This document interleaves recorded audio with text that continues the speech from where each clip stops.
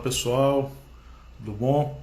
Tiagão aqui na área de novo. Bom, hoje nós vamos dar continuidade ao nosso projeto Vamos Falar de Vasco.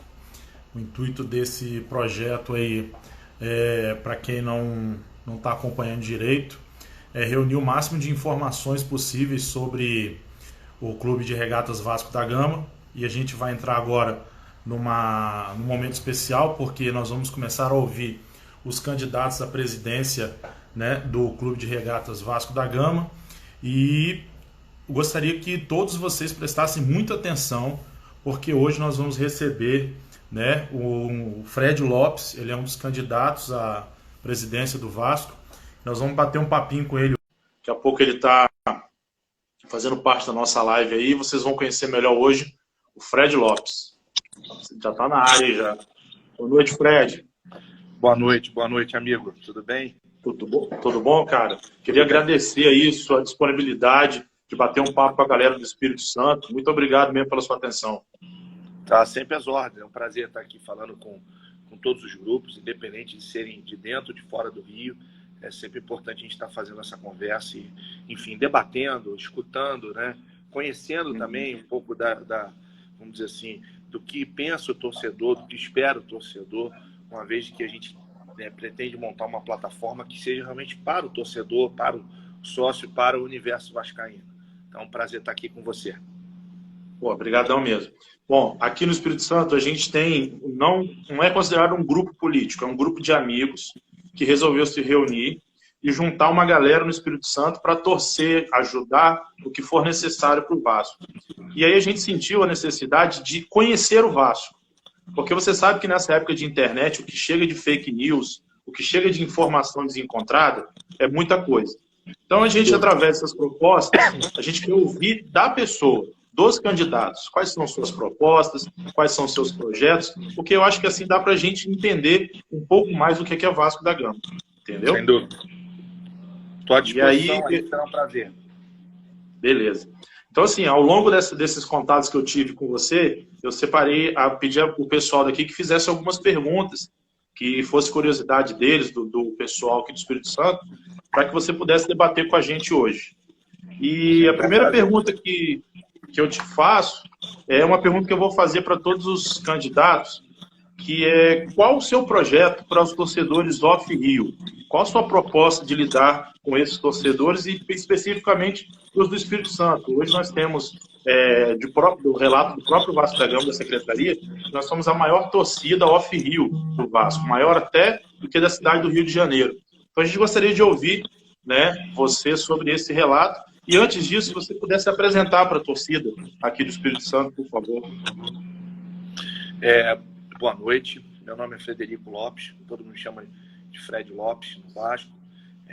Já sou sócio desde 1999, quer dizer, tenho 21 anos de sócio proprietário do clube, né? Também sou benemérito do clube por diversas doações que fiz e ajudas ao Vasco, né? De material, dinheiro, né? Também por serviços prestados como diretor do Calabouço, né? Na época fui eu que reconstruí o salão do Calabouço naquela época da eleição, que o Eurico destruiu o salão em função daquela guerra política para que não houvesse eleição. Então, nós reconstruímos como diretor do Calabouço lá, obviamente junto com o meu ex-vice-presidente Jorge Luiz, que também fez um excelente trabalho no Vasco.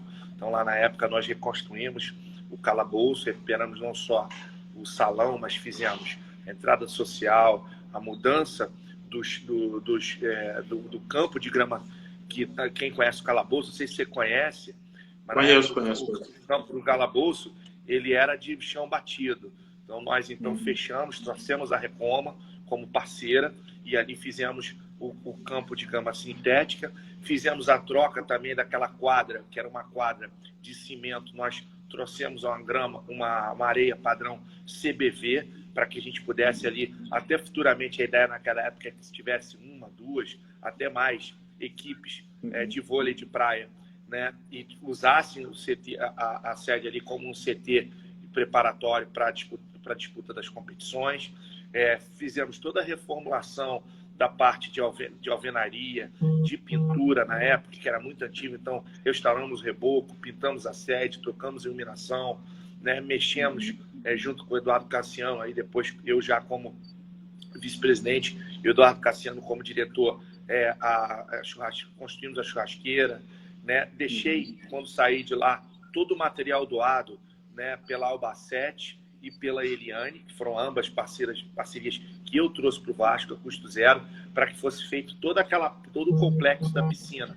Então ele foi todo reformado e a gente deixou todo esse material também doado para o Vasco, sem custo nenhum, uma parceria que nós também trouxemos. Então foi a primeira passagem que eu tive na política. Depois, com a saída do meu vice-presidente por problemas pessoais, assumi a vice-presidência de patrimônio. Lá fiz mais de 34 obras, né?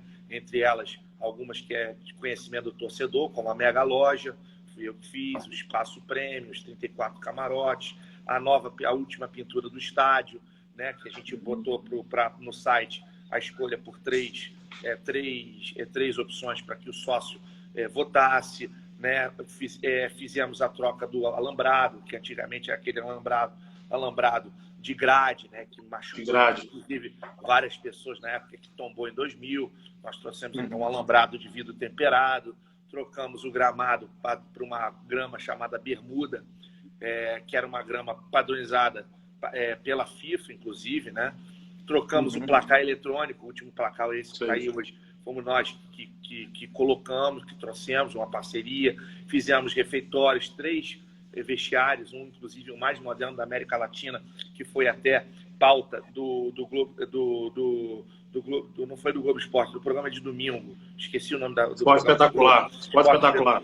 De domingo, que apareceu no Esporte Espetacular. Aí fizemos musculação, fizemos vestiário da arbitragem, fizemos vestiário dos juniores, ou seja, fizemos refeitórios, fizemos várias reformas de sala. Então a gente fez muita coisa, reformamos o elevador da imprensa, reformamos na época as cabines de rádio, só que na verdade essas coisas não tem jeito, pelo devido ao uso e a quantidade em função do uso, da utilização ser muito alta, né? E os anos indo passando, o estádio, obviamente, ele hoje já precisa que muitas dessas obras sejam refeitas. Reformamos todo o ginásio Antônio Soares Calçada, que chama-se ginásio Forninho. Então, fizemos mais de 34 obras. E então, assim, essa é um pouco da minha história como dirigente do Vasco, né? Como vice-presidente, fiquei lá pouco mais de 3 meses, né? Nós, nesse pouco espaço de tempo, nós conseguimos locar tanto o CT do futebol profissional, que é o CT que o Vasco está entregando agora, porque o torcedor não sei se sabe, mas a partir de 2019 é uma exigência por parte da CBF que os clubes não treinem nos campos que jogam. Obviamente, tem em vista a conservação e a melhor qualidade dos campos, e obviamente isso vai impactar numa melhora do espetáculo, uma vez que campos com boas condições você consegue desenvolver um futebol melhor. Então nós fizemos a alocação desse CT, fizemos a alocação do CT de base, que hoje é utilizado lá, para quem conhece, lá no CT do Arte Sul. Fizemos várias reduções de custo, como a redução, por exemplo, do hotel, em vista. O Vasco, quando eu cheguei lá, o Vasco pagava 20% ao administrador por operar a parte aérea, terrestre, enfim, alimentação. Nós reduzimos para 12%, né? Conseguimos tirar 8% desse valor. Fizemos uma negociação com a empresa que cuida do gramado, reduzindo, na época, em mais de R$12 mil por mês. E fomos fazendo, e fomos trabalhando. Fizemos a rescisão amigável do contrato do Luiz Fabiano, que reduziu em mais de 4 milhões a dívida que o Vasco teria com ele. Fizemos, enfim, várias negociações, como a da própria saída do Idenê, liquidando a dívida que o Vasco tinha com o São Paulo, liquidando toda a dívida que o Vasco tinha com o atleta, inclusive relação dívida ligada aos impostos que o Vasco vinha pagando, né, do atleta, não vinha depositando, FGTS, enfim. Enfim, fomos reduzindo uma série de contas para que o Vasco, só que infelizmente muito pouco tempo, não teve sequência e a gente não conseguiu êxito, né, para que a gente pudesse, não conseguimos implementar todas as nossas ideias para que a gente pudesse voltar a ter um futebol forte, voltar a ter um futebol respeitável. Quem me conhece lá no Vasco sabe que eu sempre fui um cara muito ativo, muito trabalhador dentro daquilo que fiz, muito honesto, nunca ter mão um centavo do Vasco, muito pelo contrário, muitas e muitas vezes sempre fui uma pessoa que botei a mão no bolso, né, para ajudar o clube, pelo contrário, nunca tirei. Então, assim, é um pouco da minha história para poder apresentar quem é Fred Lopes.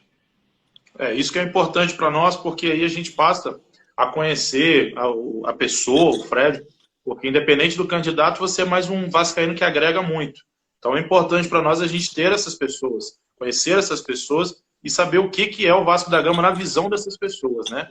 Então, assim, como primeira pergunta, eu queria te fazer sobre isso. Qual o seu projeto para a torcida Off Rio e principalmente para aqui do Espírito Santo? Vamos lá. Você talvez saiba, me acompanhar, que eu sou de longe o candidato que mais viaja para o Vasco, né? Sim, sim, eu vejo pelas suas redes sociais. Você e seu filho, né? Eu e meu filho. Muitas vezes vou eu sozinho, às vezes por questão de aulas, né?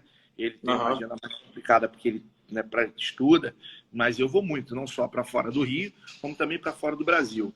Eu não consigo acreditar que pessoas que não vivem o clube, que não vão a jogos fora, que não consigam entender o que é o torcedor, o que pensa o torcedor Off Rio. A melhor forma de você entender, primeiro, é viver isso, é chegar no Espírito Santo, como eu já cheguei várias vezes, né? E ter noção do que é o Vasco quando chega o Espírito Santo, às vezes botando mais de 1.500 pessoas no aeroporto, né? Tive em Manaus, pra você ter ideia, eu fiz a maior parte dos estados aonde o Vasco já jogou. Se você me perguntar no Sul, já tive em Porto Alegre, já tive em Curitiba, já tive no estado do Avaí 2 vezes, já tive no estado do Espírito Santo 2 vezes, já tive em Brasília mais de uma vez, já tive em Manaus, já tive na Bahia, já tive em Fortaleza, já tive em Recife, já tive em vários, inclusive fora do Brasil, né? Na Argentina, na Bolívia, no Uruguai, já visitando.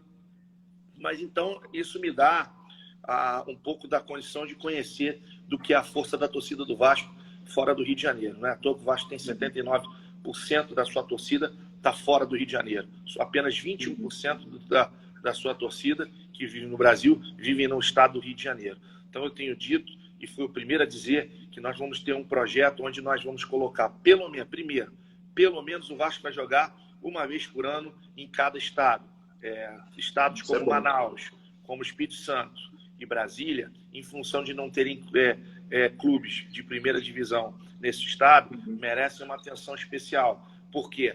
Exatamente pelo que eu acabei de dizer. Primeiro, são estados que têm muito torcedor. Segundo, são estados que não existem representantes da Série A no Campeonato Brasileiro. Consequentemente, a gente não consegue dar a condição do torcedor assistir os jogos. Então, no Espírito Santo, em Brasília e em Manaus, nós vamos jogar pelo menos uma vez por ano, né? E esse jogo precisa ser algo programado, né? Você não pode anunciar em cima da hora. Outra coisa que nós vamos fazer, pessoal Off Rio, esses estados, nós vamos estimular, não só esses, mas outros estados, nós vamos estimular que exista pelo menos uma gigante da colina.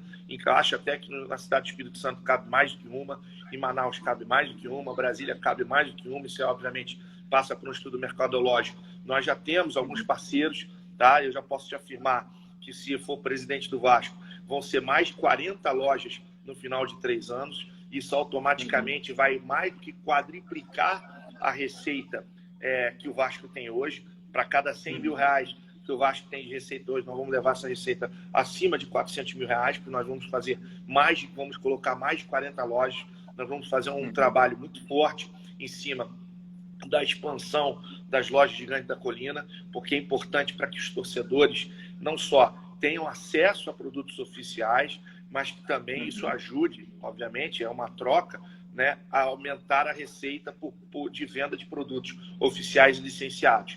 É importante dizer também, com essa questão dos jogos, que nós pretendemos que nesses jogos, assim como pretendemos ter uma loja em cada estado, que o dono dessa loja Gigante da Colina, ele também tenha condições até para ajudar ele a rentabilizar o negócio, né, que isso é importante, a gente tem que pensar sempre na ponta, como é que o empresário que decide investir no Vasco, ele tem que ganhar dinheiro, senão ele fecha a loja.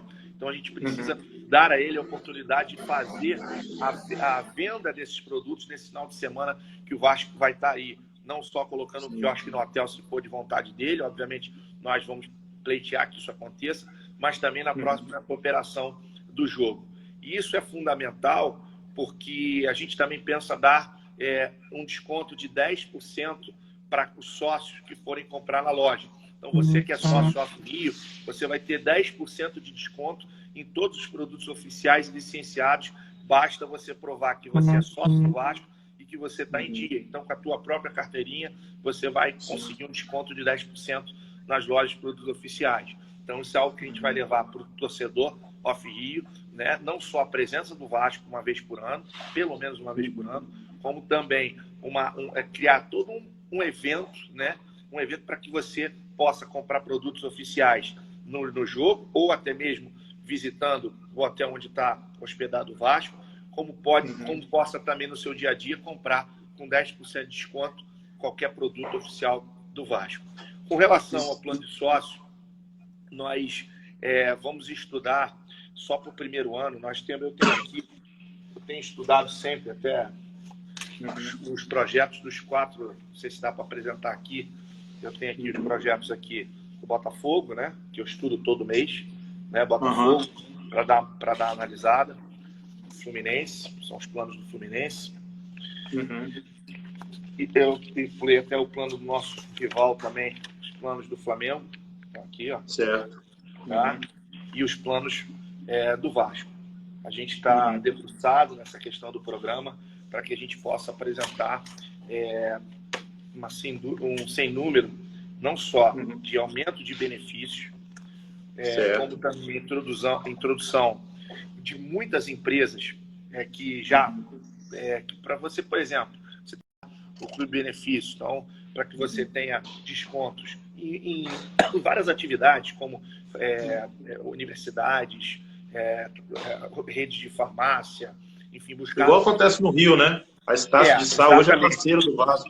A gente precisa ampliar essa relação e a busca do Vasco vai ser para buscar empresas nacionais para que o Rio também seja beneficiado. Ou seja, o que eu quero dizer é o seguinte: você sendo sócio do Vasco, você não só está ajudando o clube, está tendo benefícios com relação à compra do próprio clube, como também você vai estar se beneficiando na hora de você consumir outras coisas que não sejam ativas do futebol, né? Não só terá descontos em compras de produtos oficiais e licenciados, nós vamos estender isso também para todos os produtos licenciados. Uma vez que você vai na loja Gigante da Colina, você vai poder comprar tudo com 10% de desconto, como também entrar em outras, vamos dizer assim, ter desconto em outras áreas que não tem nada a ver com o esporte. Então, essa é uma vantagem que a gente quer trazer para o sócio torcedor, em especial que tem um impacto aí nos Rio. Tem uma sugestão também que, Fred, se você aceita, né? É que a gente está sugerindo que não necessariamente seja um time profissional, um time de master, alguma coisa assim, que faça um dia do Vasco. Aí você traz um time, jogadores aqui como Giovani, Carlos Germano, jogadores capixabas, entendeu? Que façam uma celebração do Vasco nesses locais e que nessa loja do Gigante também a gente consiga se associar, ver boleto, essas coisas, porque você já facilita. Questão de logística para entrega de carteirinha, né? Um monte de situação que você resolve tudo.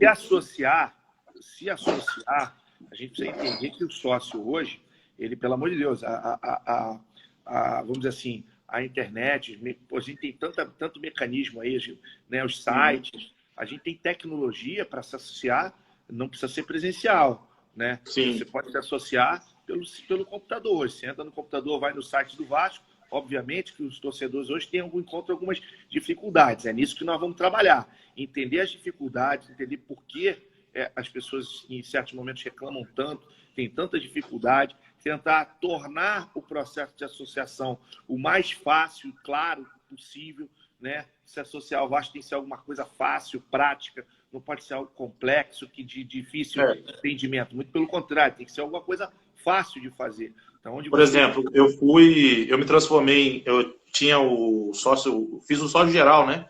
Eu tive que sair daqui, lá na Secretaria do Vasco, consegui uma carta de recomendação assinado por um sócio também, muitos amigos meus saíram daqui de Vitória. Então, se puder facilitar esse processo também, eu estou falando para ter facilidade, assim, de, né? A ideia Para é facilitar facilitar o torcedor, né? A gente tem que descomplicar a vida do torcedor e não, isso, não desburocratizar, né? Exato, desburocratizar. Essa é a nossa ideia. A gente tem que tirar a burocracia só atrapalha, ela só dificulta. Então, nós vamos trabalhar não só na melhora do site, na capacidade que o site tem de atender o maior número de pessoas possíveis, como também na desburocratização de todo o processo. A ideia, e aí a gente tem que olhar, inclusive, é uma outra coisa que eu tenho dito falando do Off Rio, é que o marketing, se você pegar historicamente no marketing do Vasco, você nunca teve ninguém ligado diretamente para os Off Rio. Nós vamos montar um braço dentro do marketing para ficar diretamente ligado aos Off Rio, ou seja, a única demanda que esse grupo de pessoas, 1, 2, 3 pessoas vão ter é trabalhar para atender as demandas e criar projetos Off Rio, seja ele nas embaixadas, seja ele, enfim, com essas ações como você agora acabou de citar, que é o Dia do Vasco, né? Que a gente pensa em estar comemorando ele, por exemplo, simultaneamente em agosto em várias cidades do Brasil, e não só... Aqui tem uma cidade de Vitória, do Espírito Santo, chamada Piúma, que o vereador decretou feriado na cidade.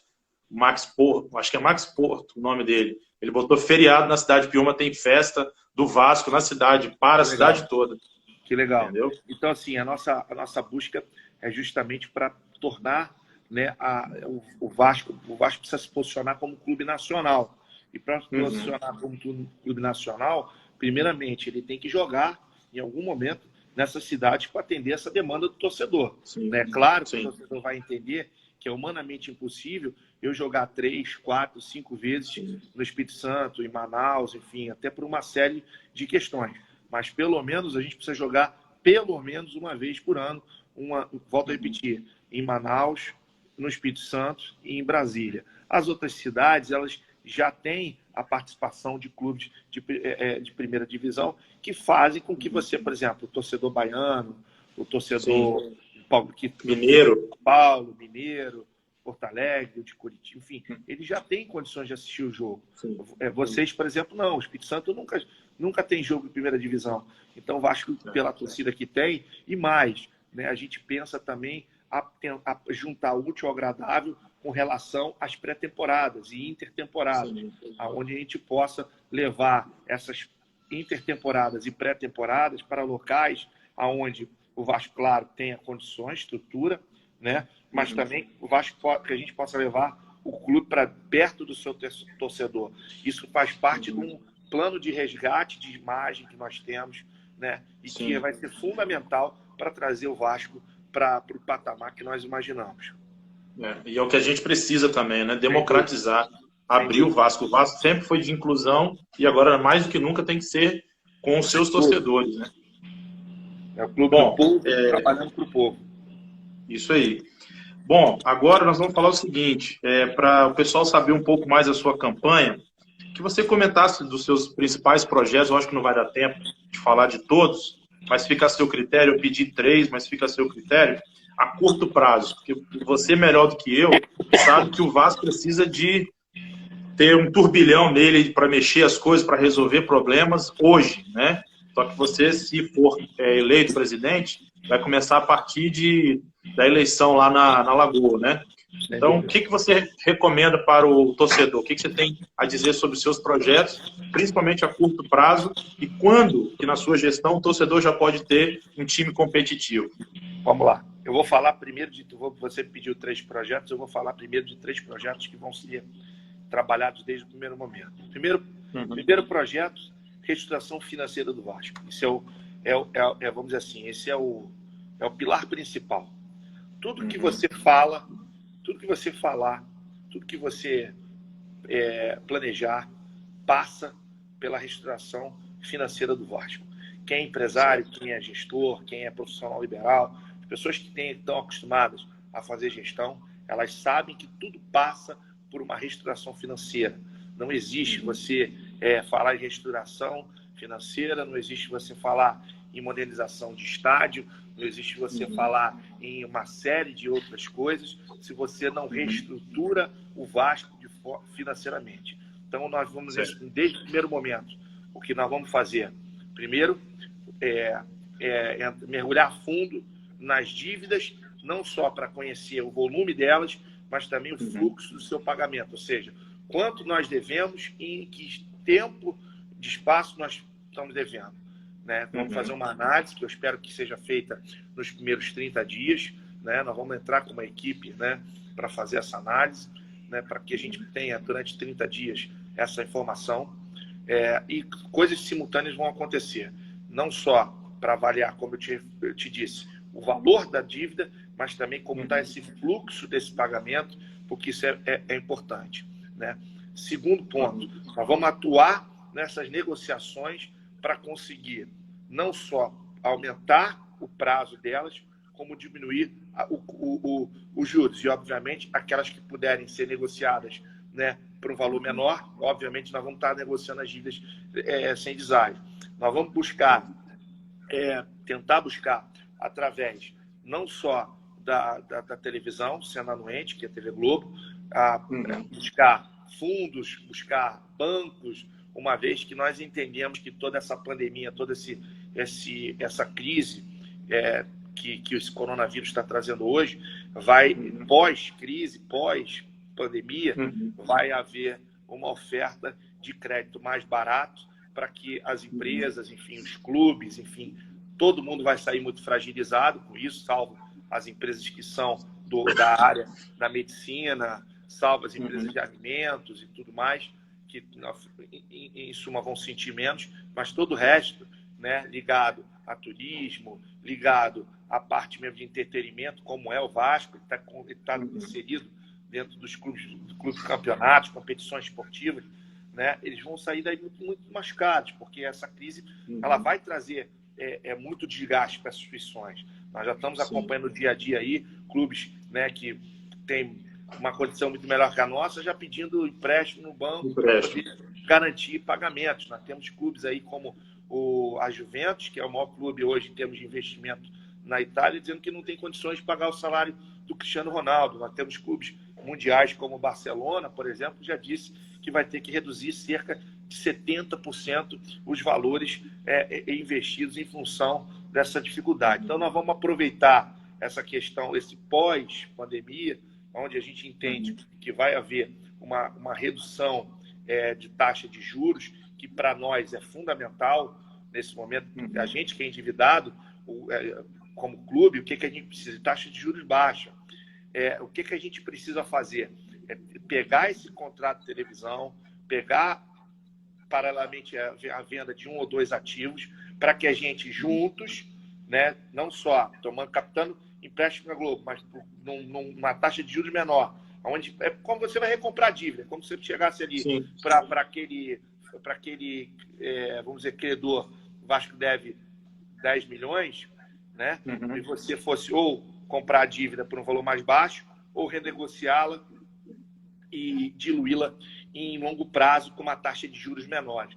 Então, para que a gente possa organizar o nosso fluxo de pagamento. Fred, você consegue se livrar das penhoras, né? Exatamente. Isso tem um impacto direto na questão das penhoras, que tanto tenha aí perturbado e desgastado, né? Atrapalhado o dia a dia do nosso clube. Fred, isso é suficiente? Evidente que não. Você tem que estar em todos os setores do clube, eles vão estar se mexendo muito rápido, porque ou no ganho de aumento de receitas, que é no caso, seja do marketing, né? Como eu te falei, né? Através não só de busca de empresas para investir no Vasco, né? A gente já tem conversado com algumas, obviamente que agora deu uma parada aí em função dessa dificuldade que nós estamos vivendo, mas nós vamos precisar não só buscar patrocínios para que esse dinheiro novo venha ao Vasco, mas também, o que eu tenho dito, é um choque de gestão no sentido de fazer, de valorizar nosso recurso. Não pode um clube como o Vasco, né? Tenho dito, um exemplo aqui, se um saco de cimento CP2 custar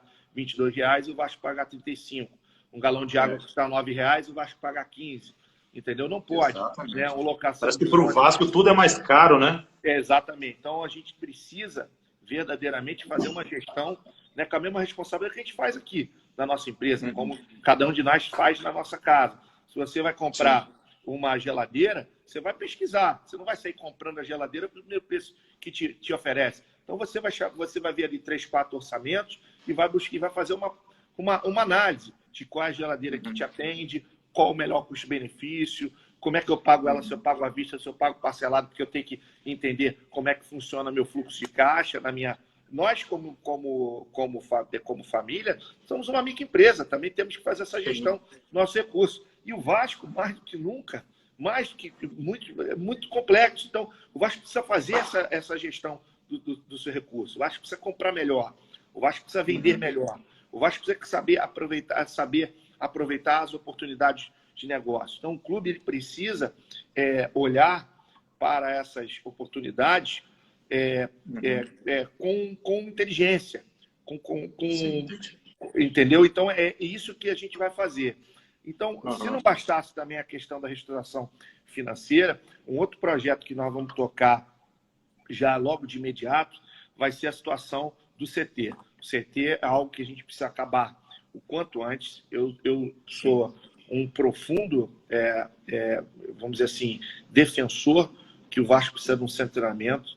Tenho ajudado, já ajudei nas 3 fases aqui, né? Toda hora tenho feito doações, inclusive publiquei recentemente, já chegaram meus certificados de primeira e segunda etapa, ajudei agora na terceira, comprei as camisas, né? Agora de ajuda, ou seja, tenho entrado em todos os processos, fiz meu cartão do Banco BMG, né, para ajudar o clube. Então, assim, a gente tem ajudado dentro do que o Vasco nos dá de norte para buscar receita. É claro que isso não é suficiente. Para o CT, eu penso que é um pouco mais fácil, porque a gente aqui, você sabe que eu sou distribuidor de mais de 300 marcas, né, de materiais de construção. Não seria muito difícil que várias delas entrassem com permutas em troca de material, que é o que o Vasco precisa, troca de material por publicidade. Então, nós já também estamos começamos a contactar algumas empresas. Obviamente, como eu volto a repetir, esse processo agora deu uma parada agora no mês de abril em função da questão da pandemia, mas a gente espera ter alguns negócios já engatilhados no sentido de parcerias para que a gente possa, assim que entrar, ter esse material chegando, ter esse dinheiro novo, que isso acaba sendo dinheiro, material é dinheiro, né? Se você precisa de material, obviamente, se você não tem, você tem que pagar e o material vai chegar no CT e a gente vai conseguir terminar esse CT. Obviamente que nem tudo a gente vai conseguir com permuta, mas o que a gente não conseguir com permuta, nós vamos estar trabalhando com produtos que nós vamos estar lançando, com apoio do torcedor, com ações que nós vamos ter de marketing para a captação desse recurso, para que a gente termine o CT o mais rápido possível. E com certeza não vai ser um CT de última geração, o CT o projeto assim que nós assumimos, né, vai passar por uma reavaliação. Eu acredito que terá pouquíssima coisa para mexer. Eu acredito muito nas pessoas que estão lá, né? Não só o Sérgio Dias, mas também as pessoas que estão lá por parte do Vasco, são pessoas competentes, né? Que estão atuando no projeto. Então, nós vamos estar o mais rápido possível terminando essa obra e entregando, porque isso vai ser fundamental para a melhora não só da condição do time de futebol treinar, que é algo importantíssimo para que você hoje também traga atletas de ponta, como também para as categorias de base. Esses são 2 projetos. Nós temos um outro projeto que vai ser fundamental também. Eu vou te falar aqui 3, mas posso te falar outros vários, mas acho que esse projeto ele assume um papel cada vez mais importante. Volto a repetir, à medida que você tem essa pandemia, que você tem a escassez de recursos, que é a questão das leis de incentivo. Nós vamos buscar, eu tenho visto que ninguém tem falado sobre isso, mas nós temos um trabalho já, inclusive com um profissional que já está conversado, e posso até falar aqui o nome, que é o Cino Rocha, que foi um dos caras que mais conhecem, né, de lei, se não é que mais conhece no Brasil, de lei de incentivo, né, para clubes de futebol. Nós já temos uma parceria já estabelecida com o Cino, no sentido de fazer essa captação de recursos, primeiro para o colégio, A ideia é que o Vasco, ele dentro já do seu primeiro ano, até o final do seu primeiro ano, ele já tenha um projeto não só feito, mas com captação para que a gente possa custear todo o colégio. Ou seja, se o colégio custa lá seus 3, 4 milhões ano, nós vamos botar esse projeto e nós vamos captar esses recursos para que a escola, ela não só ela tenha uma revisão na sua parte de estrutura mesmo física, na melhora, se necessário, de cadeiras, de equipamentos, enfim, ou até mesmo de obras de alvenaria para o colégio, uma vez que o colégio está passando por reforma, mas não sabemos ainda exatamente qual vai ser o estado que nós vamos receber esse colégio. Então, nós já estamos dizendo... Se você me permite, eu conversei com o Borges aqui, por esse mesmo tipo de sabatina, ele é responsável. E ele falou que ele está construindo uma escola nova e que ele vai entregar tudo pronto. Né? Então, já é uma situação melhor para o Vasco. Vamos fazer essa análise e aí, obviamente, se houver necessidade de alguma melhoria na infraestrutura, o projeto contempla. Nós vamos também tornar 100% digital a escola, uma ideia que nós pretendemos dar a esses alunos a possibilidade dessa inclusão digital na escola, porque a gente entende que nem todos vão ter, vamos dizer assim, vão, infelizmente, conseguir êxito. Virar jogador, virar jogador, virarem atletas de alto rendimento de outras modalidades, mas certamente a gente pelo menos vai estar cuidando do lado cidadão.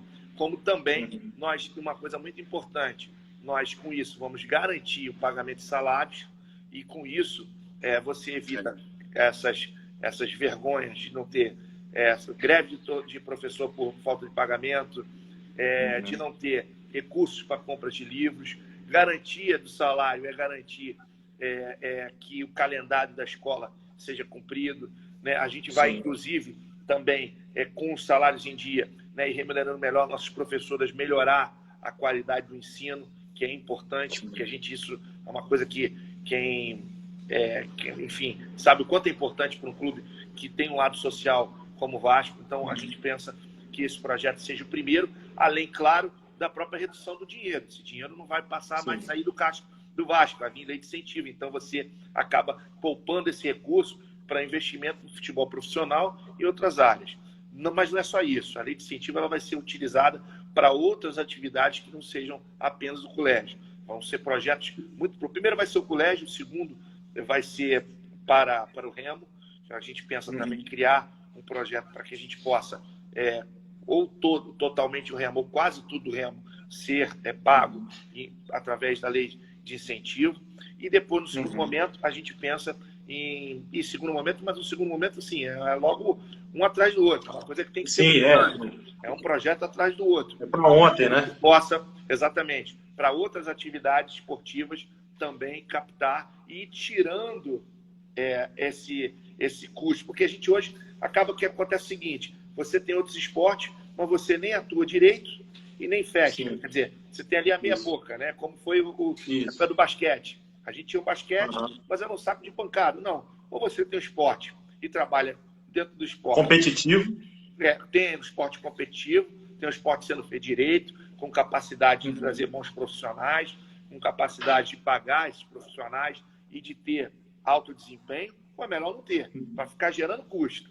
Para ficar vai sendo um saco de pancada, eu sou favorável que não se tenha. Então, a gente vai fazer um trabalho muito forte para que essa lei de incentivo ela venha ajudar o Vasco nesse cenário. Então, isso é um outro projeto, e mais.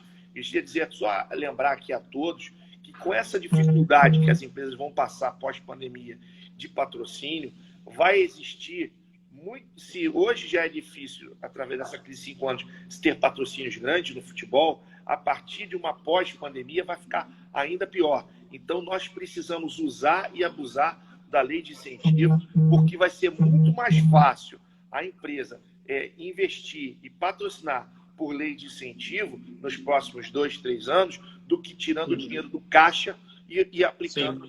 Então, passa-se, já era fundamental antes, agora tem um peso ainda muito maior nesse planejamento para 2021, 2022 e 2023. Nós estamos muito atentos a isso, nós já estamos trabalhando.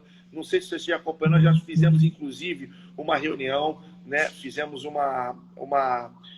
evento para falar exclusivamente só dessa lei de incentivo, trouxemos o Alcino, que hoje se divide entre Brasília e Bahia, uma vez que ele é baiano. Trouxemos ele aqui no Rio de Janeiro para esse workshop, para falar exclusivamente de lei de incentivo, então, que já está em andamento, nós já temos a pessoa e nós vamos usar e abusar desse expediente. Alguns podem dizer assim, Fred, mas o Vasco não tem certidão de débito, como é que vai fazer?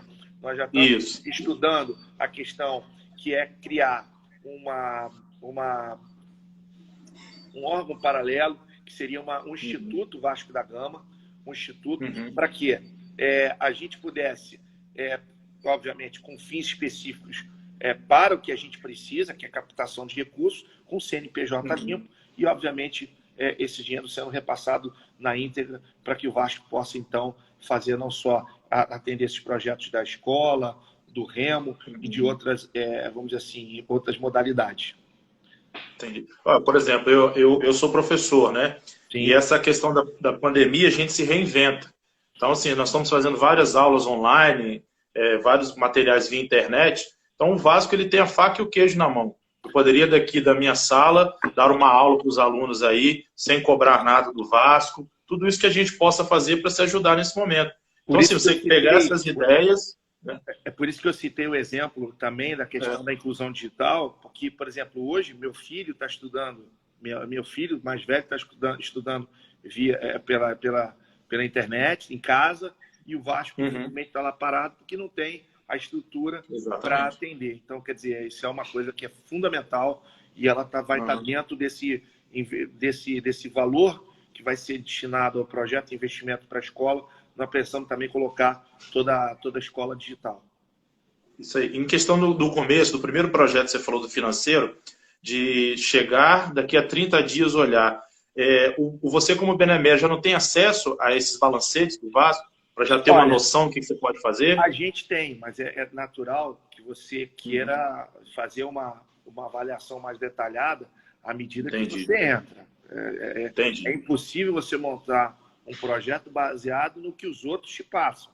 Você precisa ter a certeza de que o cenário está correto, que não existe... Se é aquilo mesmo, né? Se é aquilo mesmo. Quantos esqueletos existem dentro do armário que não estão expostos ali, se é que existe, né? Para que a gente tenha... Isso não quer dizer que a gente vai ficar 30 dias parado.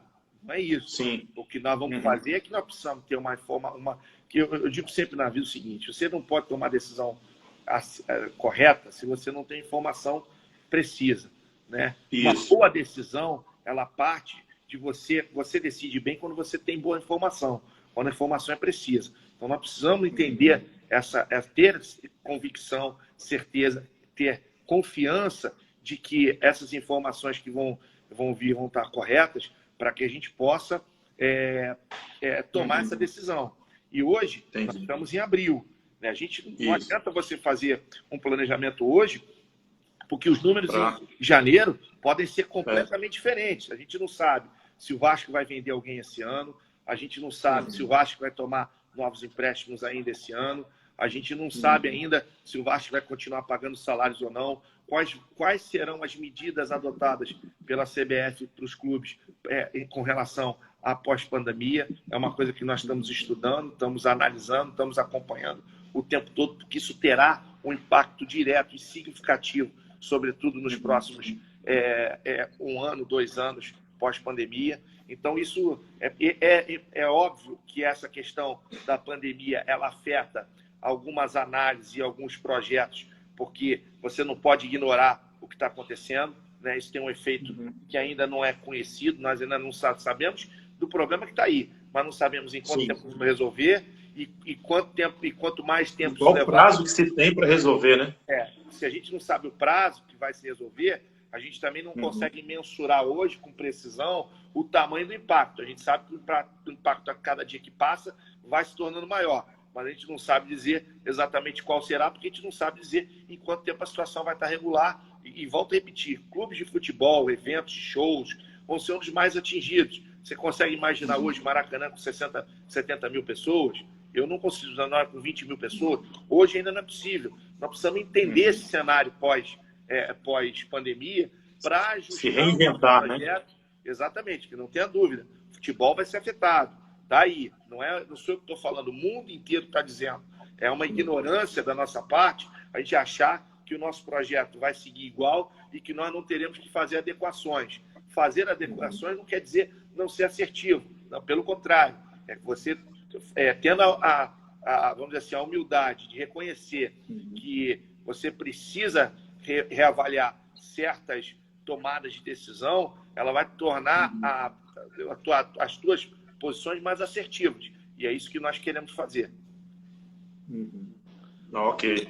Bom, aqui vou para a segunda pergunta, então.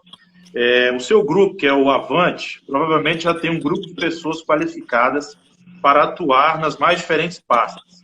Numa futura adesão de outros grupos à sua chapa, quais áreas você enxerga que teriam espaço para a atuação desses grupos? Obviamente, se essas pessoas são qualificadas para tal, né?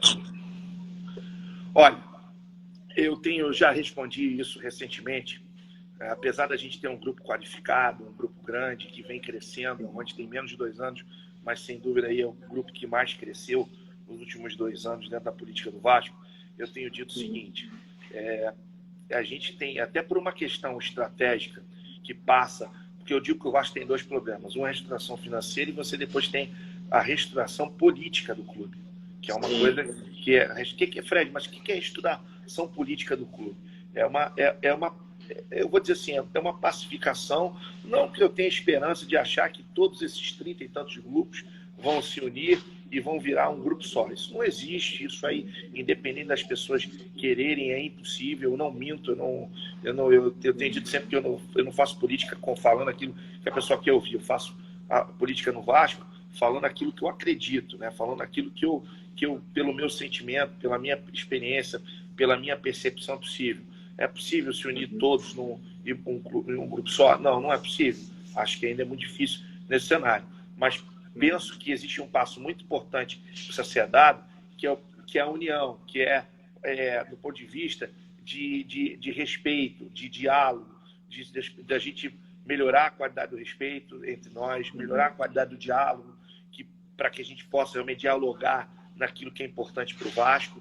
Então, isso é muito importante para que a gente consiga uma paz para a administração, para que a gente possa governar durante 3 anos sem falar de política e sem ter a turma que está fora tentando inviabilizar quem está dentro. O Vasco, enquanto o Vasco estiver dessa forma, ele vai andar com seríssimas dificuldades. E para isso, você precisa ter um presidente que tenha diálogo, que seja respeitoso, né, que na sua própria campanha demonstre que isso, né, não adianta você ficar falando que vai pacificar o Vasco, brigando, né, porque se você tem um perfil de briga durante a campanha, é natural que você vai ter um perfil de dificuldade de diálogo após. Sim. Então a gente precisa ter diálogo com as correntes, a gente precisa respeitar as pessoas que pensam diferente de nós.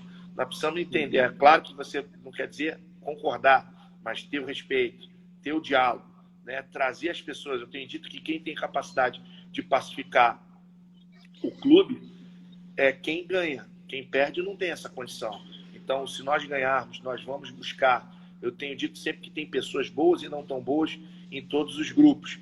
Então, nós pretendemos não fechar todos os quadros justamente para dar oportunidade a pessoas que têm capacidade, não por como se faz hoje naquela velha política no Congresso, né? Preocupação de classe, mas buscando pessoas que tenham capacidade, pelo critério técnico, pelo critério, né, técnico mesmo, e não possam vir para o clube para ocupar algumas pastas, e com isso a gente tem a condição de pacificar o clube. De dizer, evidentemente, os nomes, a gente sabe que a gente tem pessoas que a gente gosta muito. Eu agora mesmo acabei de citar o exemplo, por exemplo, fiz um gesto aqui falando sobre as pessoas do Vasco que cuidam do CT, né? É porque você conversou com elas politicamente? Não, é porque eu acredito no trabalho delas, eu estou vendo que está sendo bem feito e acho que não tem porquê a gente mexer naquilo que está funcionando bem, diferentemente daquelas áreas que não estão funcionando tão bem e que a gente precisa, enfim, das mudanças necessárias para colocar as coisas no rumo. Porque eu vejo assim de longe que isso aí não é questão só do Vasco, mas de toda a política nacional. Sempre vai aparecer alguém querendo alguma coisa em troca, querendo um cargo ali. Eu acho que a gente não precisa mais passar por isso, né? Não, então, a gente não é essa a negociação que faremos. Nós vamos brigar por capacidade, não por espaço, por ocupação de espaço meramente político. E mesmo que seja de oposição, então você está aberto a diálogo e a conversar com essas pessoas. Sem dúvida, de todos os grupos. Isso aí serve para todos os grupos. Então, essa seria uma das perguntas que eu ia te fazer. Qual a sua relação com esses mais de 30 grupos políticos que tem no Vasco, né? Olha, minha relação ela é boa à medida que a gente pratica a questão do respeito, né? Não é uma coisa que a gente joga da boca para fora quando convém numa live. Se você pegar aqui no dia a dia, não só eu, mas como difícil você falar de tudo, mas 99% das pessoas que estão no Avante hoje, elas já sabem, tem essa recomendação, né, de não entrar debate de opinião, ok, brigas, ofensas, essas coisas que nada vem acrescentar ao clube, é um pedido pessoal meu, né, que elas não entrem nesse debate, porque não é o perfil do grupo, o grupo não vai atuar, não atua e não irá atuar, não atua na eleição e não irá atuar se, porventura, for o vencedor nesse processo. Então, porque a gente acredita de verdade que nós precisamos criar uma trégua política, nós precisamos ter paz para fazer a gestão do clube, nós precisamos ter transparência na secretaria, para que não tenha sempre essa desconfiança, essas dúvidas com relação à lista de sócio, ao processo eleitoral como um todo. Isso a gente pensa bastante em atuar a todo momento, né? Ter a secretaria, né? Você não me perguntou, mas eu acredito muito nisso, ter a secretaria com a máxima transparência para que a gente possa saber quantos são sócios, quantas pessoas enfim, estão recadastradas ou não, quantos pagaram, como é que pagaram, enfim, todas essas perguntas que muitas vezes ficam no ar à medida que as eleições vão passando e sempre essas acabam indo para a justiça, para que a gente possa verdadeiramente sair das páginas policiais, ter uma boa relação, se não de união, pelo menos de respeito, para que a gente, do ponto de vista político, a gente não deixe de tornar o Vasco inviável. O Vasco precisa da união dessas pessoas, volto a repetir, tem gente boa e ruim em todos os grupos, e nós precisamos aproveitar em caso de vitória, e por esse motivo nós não vamos fechar todas as vice-presidências, porque é uma estratégia do grupo trazer algumas pessoas de outros grupos, claro, que queiram atuar de forma técnica, sem política. Entendi.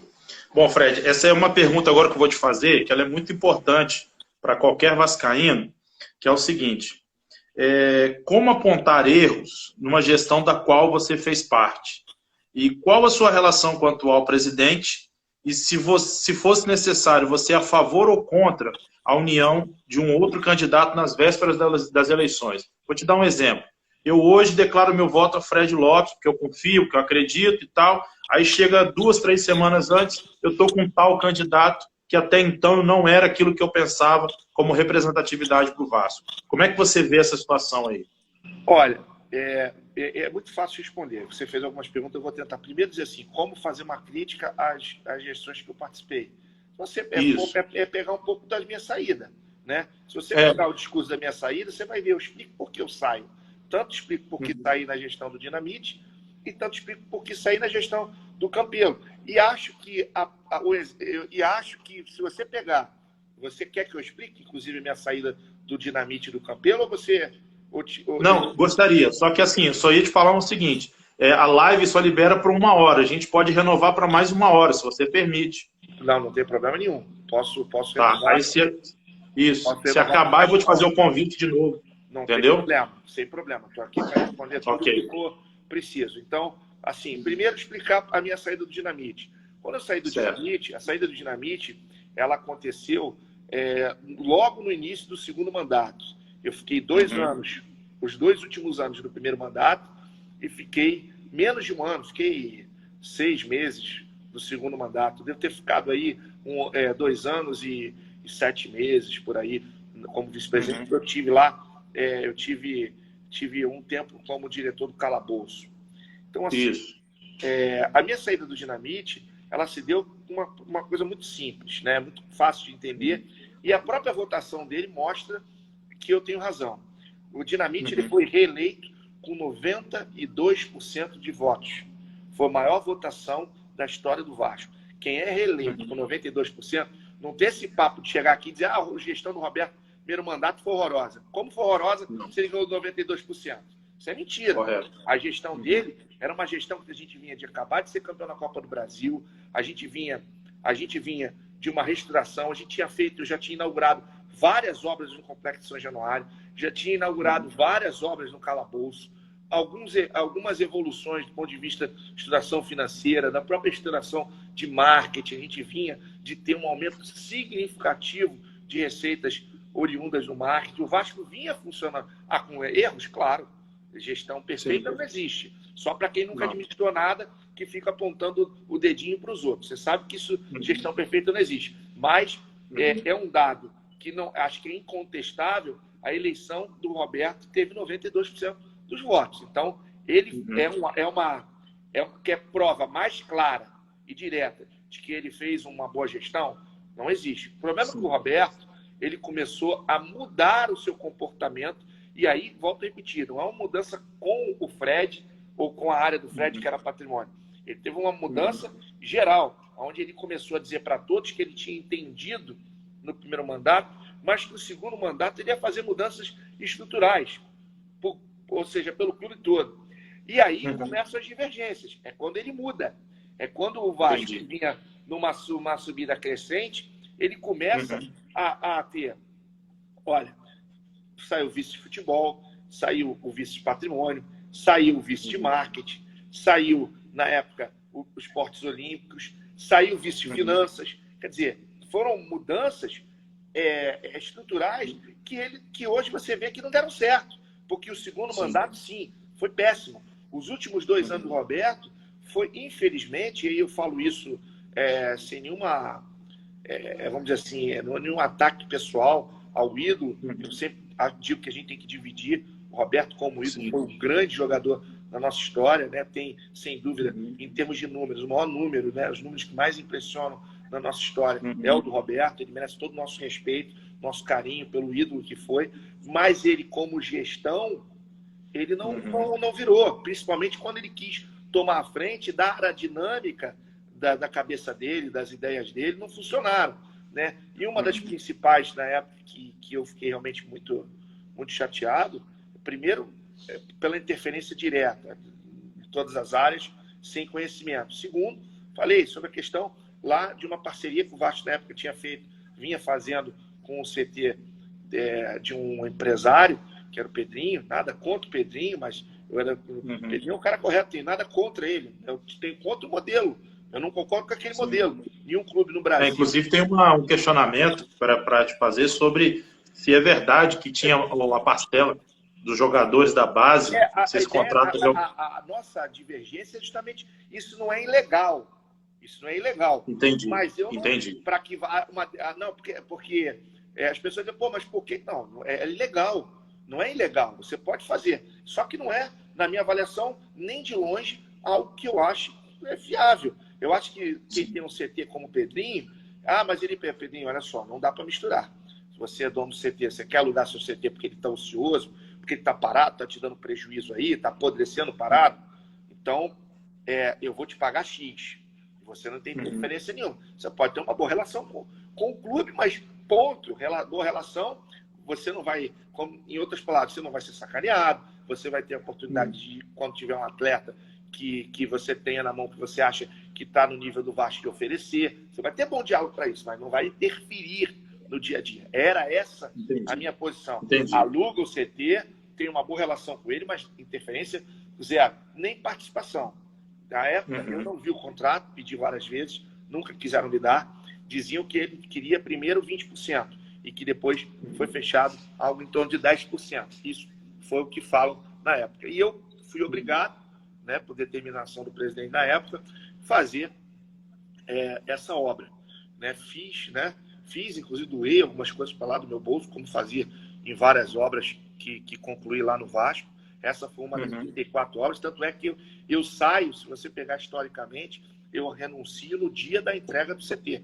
Eu concluo a obra, concluo não só essa obra, como concluo também a expansão da Francisco Palheta, que era um problema muito grande em São Januário, que você não tinha catraca suficiente, as pessoas ficavam bebendo lá fora porque dentro era proibido, aí as pessoas queriam entrar na hora e tinha aquelas filas enormes, confusão, não sei o quê. Então a gente fez a ampliação. Só para te falar, a gente está com 15 segundos, aí vai encerrar essa e eu vou abrir uma nova live, tá ok? Só aguardar o raciocínio aí da gente. Então vamos finalizar e eu continuo na próxima? Isso. Beleza, então. Melhor. Obrigado.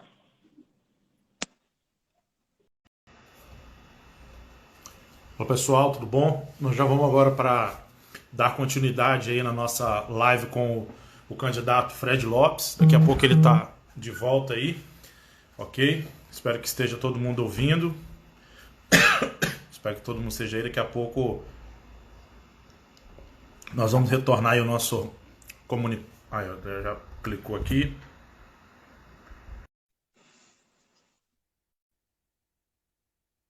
Daqui a pouco o Fred está aí de volta com a gente. Tá tendo um papo aí agora com o candidato Fred. Beleza, ok. Fred, você estava falando para a gente sobre o CT de Itaguaí, lá do Pedrinho. E aí eu saio exatamente no dia que a gente apresenta o CT. Como eu tinha dito que eu, na verdade, queria fazer aquela entrega da obra, e tinha uma obra para terminar, que era a entrega também da expansão daquelas últimas catracas e portaria da Francisco Palheta, né? Para expandir, entregamos aquelas duas obras e decidimos sair. Decidimos sair por não concordar, né? Essa foi a grande gota d'água com relação a esse modelo. Embora você vai dizer, mas eu era do patrimônio. Isso. Concordar, quer dizer, eu digo, não era na minha área, mas aquilo de alguma forma também afetava, né? Tive que fazer o projeto sem ter conhecimento do contrato, sem, enfim, aquilo não ir somado às outras coisas, a própria postura, né, do Roberto naquele momento, que era uma postura que você via claramente que estava explodindo todos os pilares e todos os avanços que a gente tinha feito no primeiro mandato.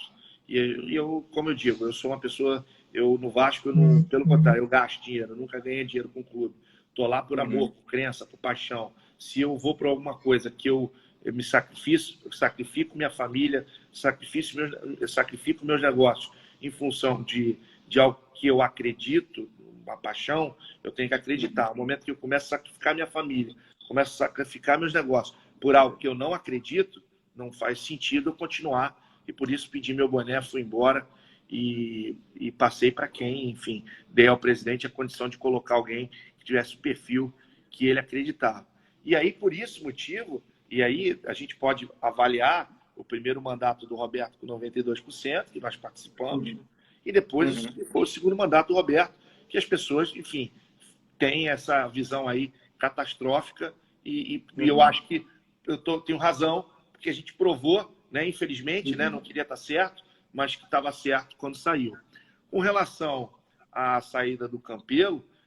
Só se você me permite, dentro do Dinamite ainda, tem uma coisa que eu gostaria de, sim.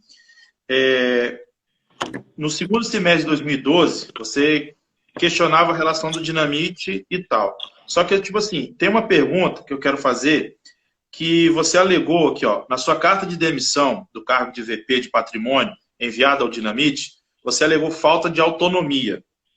O seu VP de patrimônio terá essa autonomia que lhe faltou no Dinamite? E se essa autonomia faltou também na gestão do Campelo?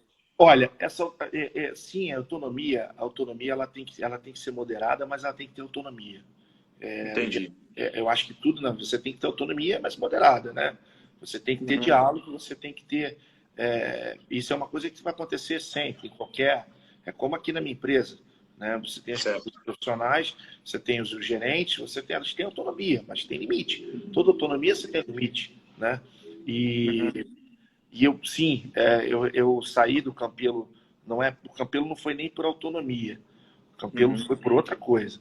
O Campelo foi posso entrar, mas gostaria de só concluir a questão do Dinamite. Então, não só o vice de patrimônio, mas como todos os outros vices, eles terão autonomia sim, mas dentro das diretrizes que vão ser tomadas em conjunto.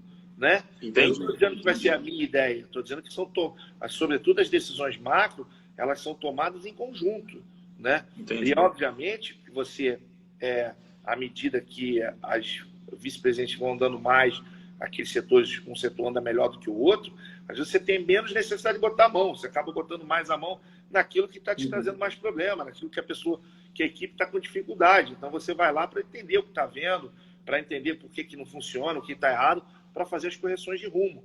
Então, acho que respondi para você essa questão aí com relação ao dinamismo. Entrando na parte do Campelo, ela para mim, assim, foi uma condução, primeiro, dois motivos, né, muito, muito claros, me levaram à saída do Campelo. Primeiro, aliás, três.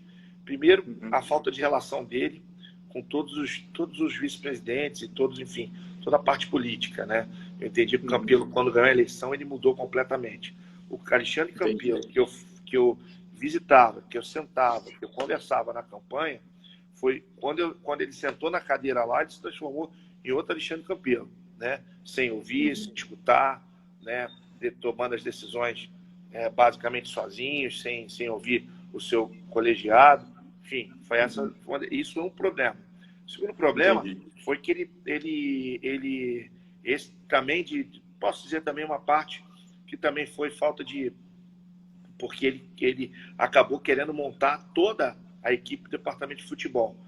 Eu particularmente, só tive participação direta na contratação do Carlos Brasil, que, por sinal, vem fazendo um belo trabalho lá, mesmo com todas as dificuldades do clube, vem mostrando que tem tido muito mais acertos do que erros. A categoria de base do Vasco, a gente conseguiu trabalhar muito bem.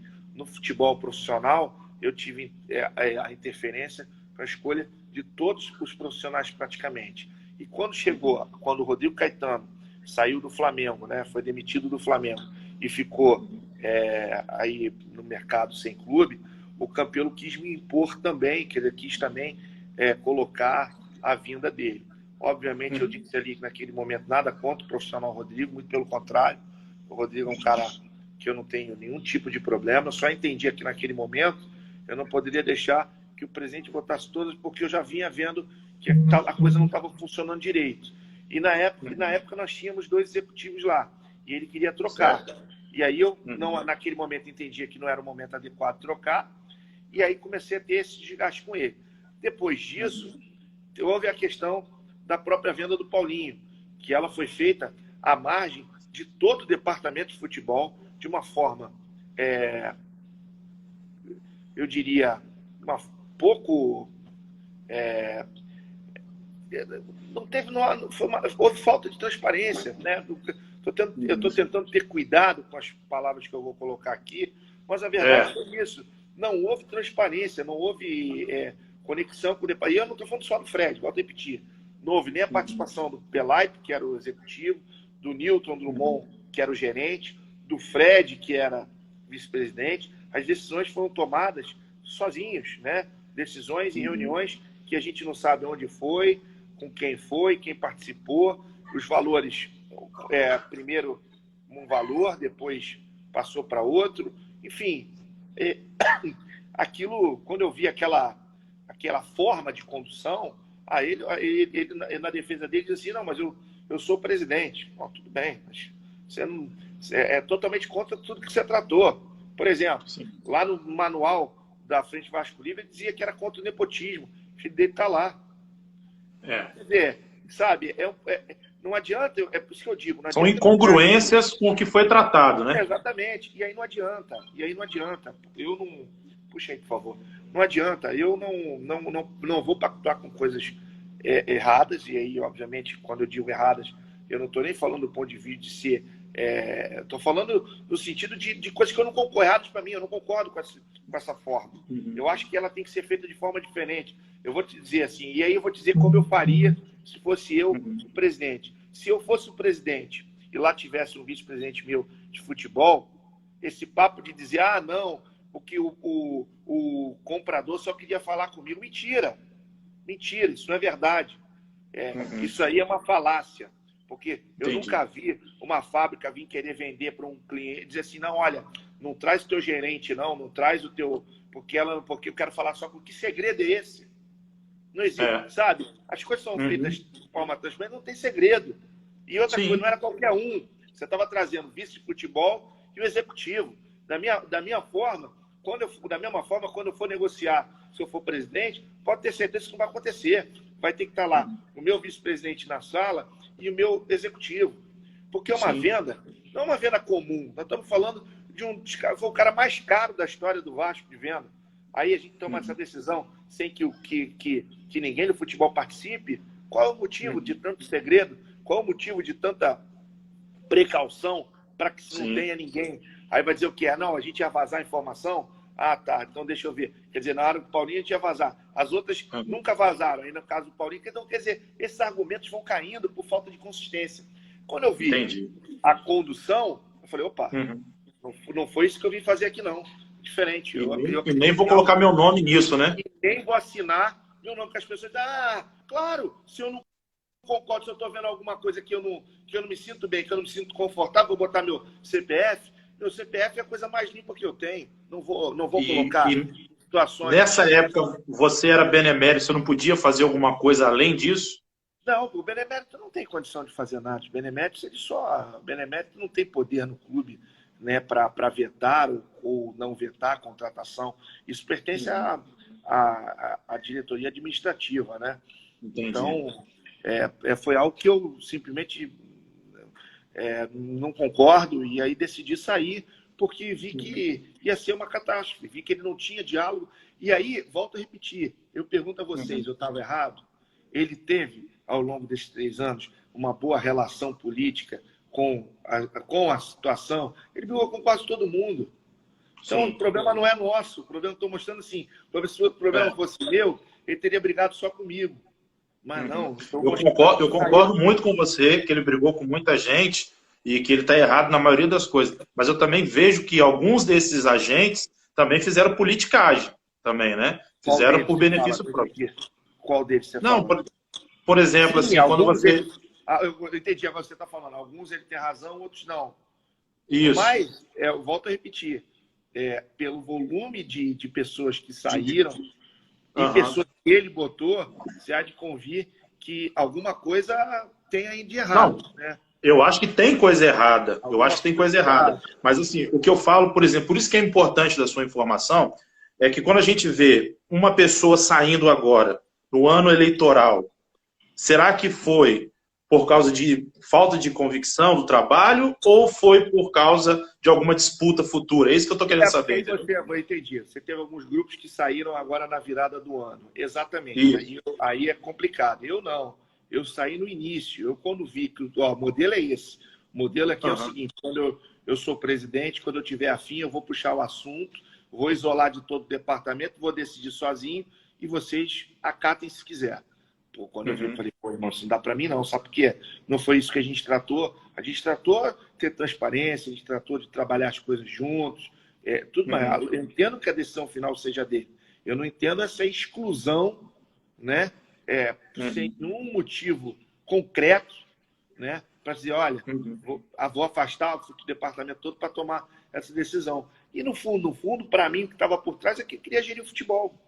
Né? E está provado, não botou nenhum vice-presidente, né? Não botou nenhum vice-presidente, só na hora de recompor a diretoria para ir por uma nova reeleição. Todo mundo sabe que ele vai ser candidato e todo mundo sabe que ele está fazendo essa recomposição política para poder ter base para poder disputar. Agora, uma coisa eu vou te dizer, grave isso para você, e eu falo isso com tristeza, porque eu espero que isso não aconteça, mas tenho convicção de que se ele ganhar a reeleição, as pessoas vão sair e ele vai voltar a não repor essas pessoas. E dessa vez não vai repor até o final, porque ele não terá um terceiro mandato. E aí, assim, a minha grande preocupação é que essas pessoas que estejam entrando agora sejam pessoas que se sintam cada vez mais fortes, né? Porque, se me chamou é porque está precisando de ajuda. E essa ajuda, ela veio por alguma coisa em troca, entendeu? Por exemplo, sei lá, eu acho que quando a coisa não... Tudo que você falou, quando não há transparência, abre-se para pensar várias coisas. Exatamente, que podem ser absolutamente verdade. Ninguém está aqui dizendo Exatamente. que houve. Eu volto a repetir, ninguém está aqui dizendo que alguém pode provar que houve. Não. Mas Não. quando não há transparência, você dá a oportunidade das pessoas da dúvida, sobretudo a oportunidade da dúvida, que é desnecessária. Sim. Uma vez que você tem um comportamento ético, transparente, não existe dúvida. Fica provado, se você consegue provar que foi feito da forma correta, não há dúvida. Agora, se você não prova, se você afasta, se você, enfim, torna o processo nebuloso pela própria conduta, dá a mais das pessoas pensar em um monte de coisa. Então, assim, eu não vou ficar, volto a repetir, eu tenho a coisa mais cara que eu tenho na minha vida é meu CPF. Eu não empresto meu CPF se a coisa não for transparente e não for clara. Não tem clareza, na dúvida, eu não participo. E foi isso que me fez sair da gestão do campeão. Entendi. Duas coisas assim que vamos retornar nas perguntas. Se você tem a chance de lá na frente se apoiar com outro candidato. Olha, eu te diria o seguinte, a forma da gente avaliar isso, e eu estou falando de verdade, tá? Não tem a ver com a questão de ter viabilidade ou não ter a viabilidade. Isso tem que partir do princípio de alinhamento de ideias. O que eu penso de Vasco e o que ele pensa de Vasco. Ou converge? Converge. Não converge? Cara, eu não preciso ser presidente a qualquer preço. Da mesma forma que eu já vi que me unir por unir não dá certo. As pessoas vão ter divergência lá na frente. Isso vai acontecer. E assim, uma coisa o que me interessa é a oportunidade de poder trabalhar. Não é cargo. Cargo, para mim, se eu tivesse apegado a cargo, estava lá, puxando o saco dele até hoje. Então, isso não é o que me prende. Né? Eu lá não preciso, como volto a repetir, não preciso do Vasco para nada. Sou apaixonado pelo clube. Ajudo o clube porque amo, porque gosto de conviver. Viajo para ver o clube porque é uma coisa que faz parte da minha essência, independente de ganhar ou não. Já vou logo dizendo que as pessoas podem acompanhar, perdendo ou não a eleição, vou continuar frequentando o Vasco, diferente de alguns que só frequentam o Vasco quando estão em processo eleitoral. Por isso é que eu digo, o torcedor ele tem que fazer uma análise da vida do candidato. Não adianta o cara dizer, eu estou preocupado com os off-Rio. Nunca vi um jogo fora do Rio, mas ele está muito preocupado. Eu vou trazer todas as soluções para o Vasco. Nunca foi para arquibancada, nunca teve na social. Como pode pessoas que às vezes não tiveram história nenhuma no clube, né, e acharem que agora são a solução mágica. Mas isso é um direito de cada um. Então, para mim, esses erros, inclusive os próprios erros que eu cometi e que aprendi com eles, porque o maior erro da vida é você dizer que nunca errou. Né? Pessoas que não erram, tomem cuidado, porque essas são as que mais perigosas. Segundo, é que você tem que aprender com os seus erros. E o que eu aprendi com meus erros são algumas coisas. Primeiro, não adianta unir por unir. Unir para ganhar uma eleição, só que tem o dia seguinte. Aí o dia seguinte começa o problema, porque as pessoas estão desalinhadas. O único alinhamento que se tinha é ganhar uma eleição. Aí não dá certo. Isso. Então, ou você une pelas ideias, ou é melhor perder e ficar em casa, porque não vai dar certo. Então, é isso. Então, um pouco da minha própria vontade de ser candidato é porque é difícil você empresta nome para as pessoas, depois acontece o que aconteceu. Entendeu? Sim. O cara muda completamente o discurso e aí você fica numa situação que ou você pactua com aquilo ou sai. Né? E as duas são desgastantes. Pactuar de forma nenhuma. E a saída tem um desgaste. Então, é por esses motivos que eu digo, não vou me unir, nem quero que ninguém se una a mim, nem vou me unir a ninguém por coeficiente de voto. Só se for por absoluto alinhamento de ideias. Entendi. Uma outra coisa também interessante, acho que para explicar, eu acompanhei uma entrevista sua que você teve no Donos da Bola. Eu acho que, se eu não me engano, foi início de 2019, né? E aí você lá fez um seguinte comentário, que tinha empréstimos que tinham sido aprovados, mas é diferente de ser aprovado e ser captado, né? Eu explico isso seria... Eu explico. Isso, não, eu queria saber o seguinte, que lá nessa entrevista sua, você falou que seria suficiente para pagar os salários, quitar os salários. Mas a gente acompanhando hoje, sabe que não foi suficiente, que os salários estão atrasados. Queria saber onde é que tem o erro aí. É simples. Não, a gente aprovou, porque você, para pegar empréstimo em qualquer, você precisa do Conselho Deliberativo aprovar. Então, um exemplo, Certo. você chega lá e diz assim, olha, eu tenho que fazer uma antecipação de 38 milhões, exemplo. Você não pode chegar lá e tomar esse empréstimo no banco, dando o contrato da Globo como anuente, sem aprovação do Conselho Deliberativo. Essa aprovação foi feita, mas depois eles não conseguiram captar. Então, não houve verdadeiramente o empréstimo, porque ele foi aprovado, mas ele não foi captado no mercado. Essa foi a diferença. E por isso os salários ficaram atrasados. Entendi.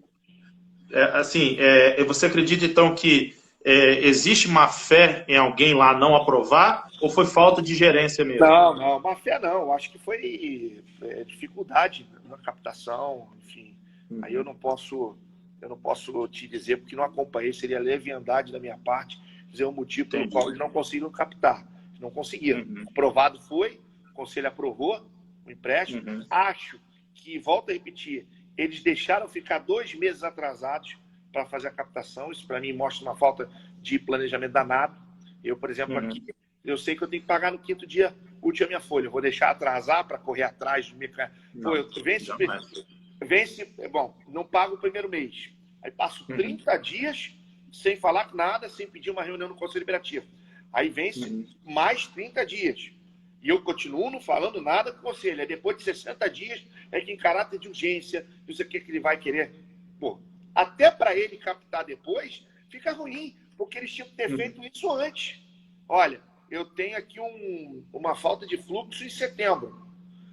Tá certo? Em julho, agosto, eu já estou prevendo isso, eu não tenho outra alternativa. Eu já tenho que começar a me mexer, se é inevitável, vamos dizer assim, a antecipação, para que isso ocorra em tempo hábil. E não esperar 60 dias, 2 folhas vencerem, para eu então iniciar o processo junto com o Conselho Deliberativo para aprovar esse empréstimo para poder ir para a rua captar. Faz sentido para você o que eu estou falando? Sim. Porque eu acho assim que é como se deixasse tudo para a última hora e nessa última hora a gente não tivesse a certeza que iria conseguir. Meu Deus, né? Venceram 30 dias. Passou 30 dias e nada. Aí venceu mais uma, passou mais 30 dias e nada. Aí depois de ter vencido 60 dias e mais alguns dias dos 60, é que ele vai, em caráter de urgência, tomar a decisão de pegar um empréstimo. Desculpa, isso aí é uma completa falta de organização e controle. Entendi. Tá certo? Agora, o motivo pelos quais ele não captou, aí não posso te falar. Mas que se demorou demais, que o próprio planejamento de levar isso para o Conselho Deliberativo foi feito de maneira tardia, errada, isso não tem dúvida. Entendi. Ô Fred, você acredita assim, que na sua gestão, se você ganhar, você vai conseguir contornar isso? Tipo, porque, por exemplo, vou te dar um exemplo. Se você recebe hoje, tipo assim, exemplo, se você recebe hoje o Vasco da Gama, você é atual presidente, você vai ter 3 meses aí, salário atrasado, vai ter um monte de situação. E aí, sei lá, porque eu acho assim, não é culpa sua, mas você vai ter que resolver. O que você tem a me dizer sobre isso? Eu diria o seguinte, primeiro, quero dizer que aqueles que pensam que vai existir candidato trazendo mágica, a minha sugestão para eles é votar neles mesmo. E depois não se arrependam. Tá? Porque não existe mágica. Não existe mágica. Existe trabalho, existe seriedade. Ninguém pega uma empresa como o Vasco, uma empresa, um clube, mas num completo cenário de falência, porque a verdade do Vasco é essa. O Vasco está num cenário de extrema dificuldade financeira. Se não fosse um clube de futebol protegido pela sua legislação, já estaria em processo falimentar. Tá? Talvez já não tivesse nem mais aberto. Então, o que existe é trabalho. O que existe é, como eu falei, é você entrar e olhar para analisar a sua dívida, refinanciar essa dívida a longo prazo. O ideal para mim seria você entrar, pegar essa dívida, o coeficiente da dívida, negociar com a Globo, né, para que a Globo fosse anuente, pegar esse valor, parte ser liquidada. Por exemplo, se eu consigo antecipar 200 milhões com a Globo, tá? Eu consigo ir lá desses 200 milhões.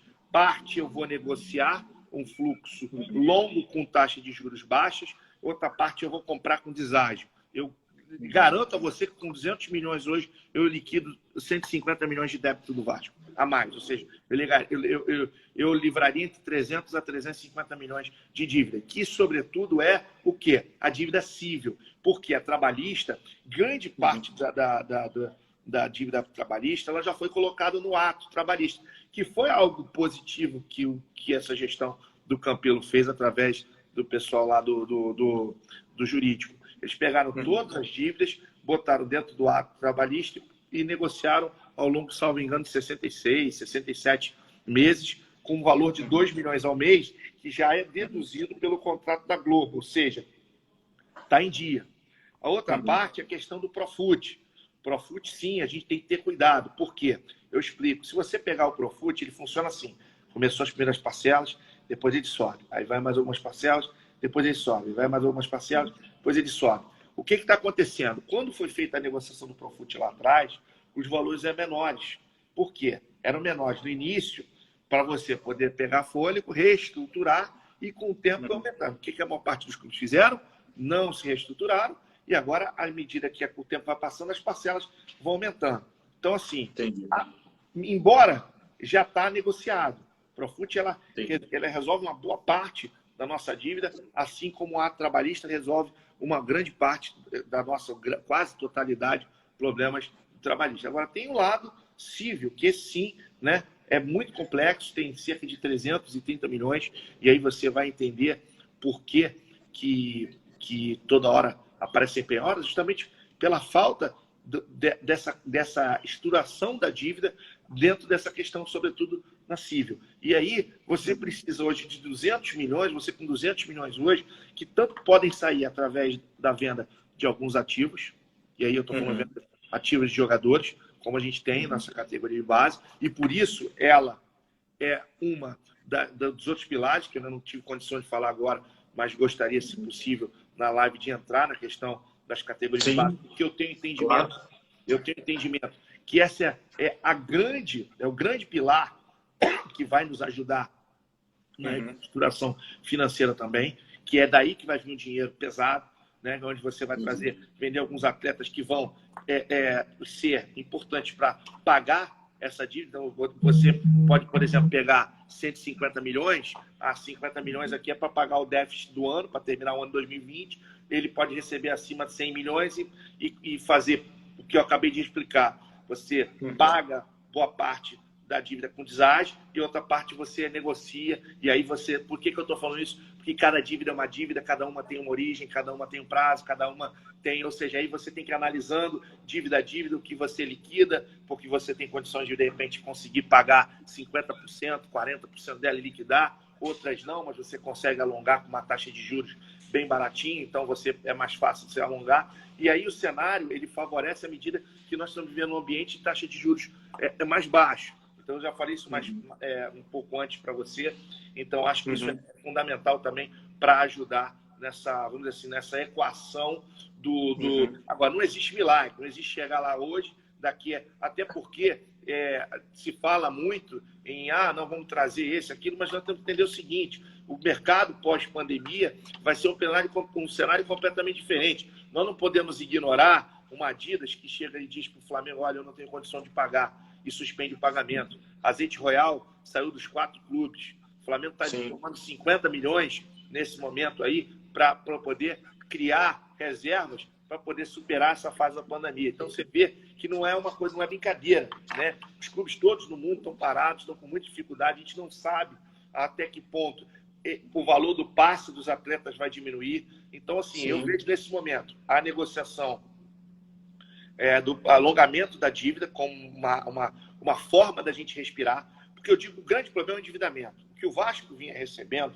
se não houvesse a dívida, era suficiente para ele viver o mês a mês. Aí como é que você resolve? Passo de marcha, chego lá com a varinha? Não, eu vou ter que renegociar essa dívida, eu vou ter que trazer patrocínio novo, eu vou ter que trazer receita da lei de incentivo, eu vou ter que fazer um trabalho de redução de custo de imediato no Vasco, onde eu acredito que a gente tem condição de reduzir 15%, 20% na sua folha, tá certo? Porque não há, nesse momento, uma austeridade como deveria ter, né? Como a gente pode conseguir para redução. Acho que tem muita coisa a ser feita para reduzir custo. Então, essas coisas somadas, paralelo, negociações acontecendo, cada um na sua área, avaliando redução de custos e as áreas que têm a obrigação de buscar recursos, né? E nós, com parcerias, com relações, juntos, é que vamos, em algum tempo, recuperar o Vasco. Não existe esse negócio, em quanto tempo isso resolve? Eu não sei nem como é que eu vou receber em janeiro. Você acha que o caminho é esse? Por isso que eu te fiz a pergunta. Porque, por exemplo, agora, a falta de transparência, ela me leva ao seguinte questionamento. Você não precisa responder, mas, por exemplo, vamos falar da base. Eu vou vender um jogador hoje, mas esse jogador está atrelado a um empresário. Quanto que vai ter para o Vasco? Quanto que não vai ter? 90%. Então, mas aí hoje você sabe que há alguns empréstimos. Não, presta atenção. Olha só, o clube de futebol tem que ter, o empresário só pode ter 10%. Direitos econômicos. Agora, o Vasco pode ter uma parceria. O que acontece é o seguinte, o Vasco não tem condição de trazer um atleta. Tá certo? O Vasco não tem condição de pagar. Então, o que o Vasco faz? Parceria. O Vasco vai lá e deixa 20% para o clube que está entregando esse jogador sem receber nada para o Vasco, às vezes 30%. Né? Obviamente que quanto melhor é o jogador, mais percentual que você vai cobrando. Você tem um Joãozinho lá, o cara vai te passar o Joãozinho por 20%. De repente você tem um atleta mais qualificado, que você, pelos números, você sabe e deposita uma esperança maior, esses percentuais acabam aumentando. Mas não é porque o Vasco está errado. Em tese, não pode não ser por isso. Às vezes até pode ter outros problemas. Estou dizendo, é porque o clube também tem que ver se o clube pagou ou não.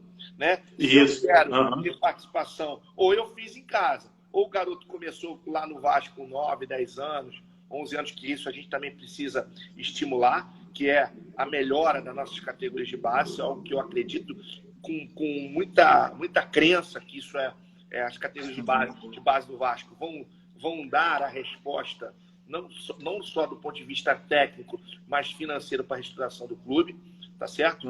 Como acredito que o Vasco ainda também terá que fazer parcerias com outros clubes sem fazer investimento, dando a eles, como não há dinheiro, um pedaço do investimento para que a gente possa vender e botar nossa fábrica e sempre em produção. Então vão vir jogadores, tem vindo jogadores que vão jogar e vão sair, tem jogadores que vão ser vendidos porque não são jogadores para nível de Vasco, mas podem ir para um clube mediano. Enfim, vai ter de tudo um pouco, mas o que a gente precisa é rentabilizar ao máximo a nossa categoria de base para ela ajudar financeiramente e ajudar tecnicamente o futebol profissional.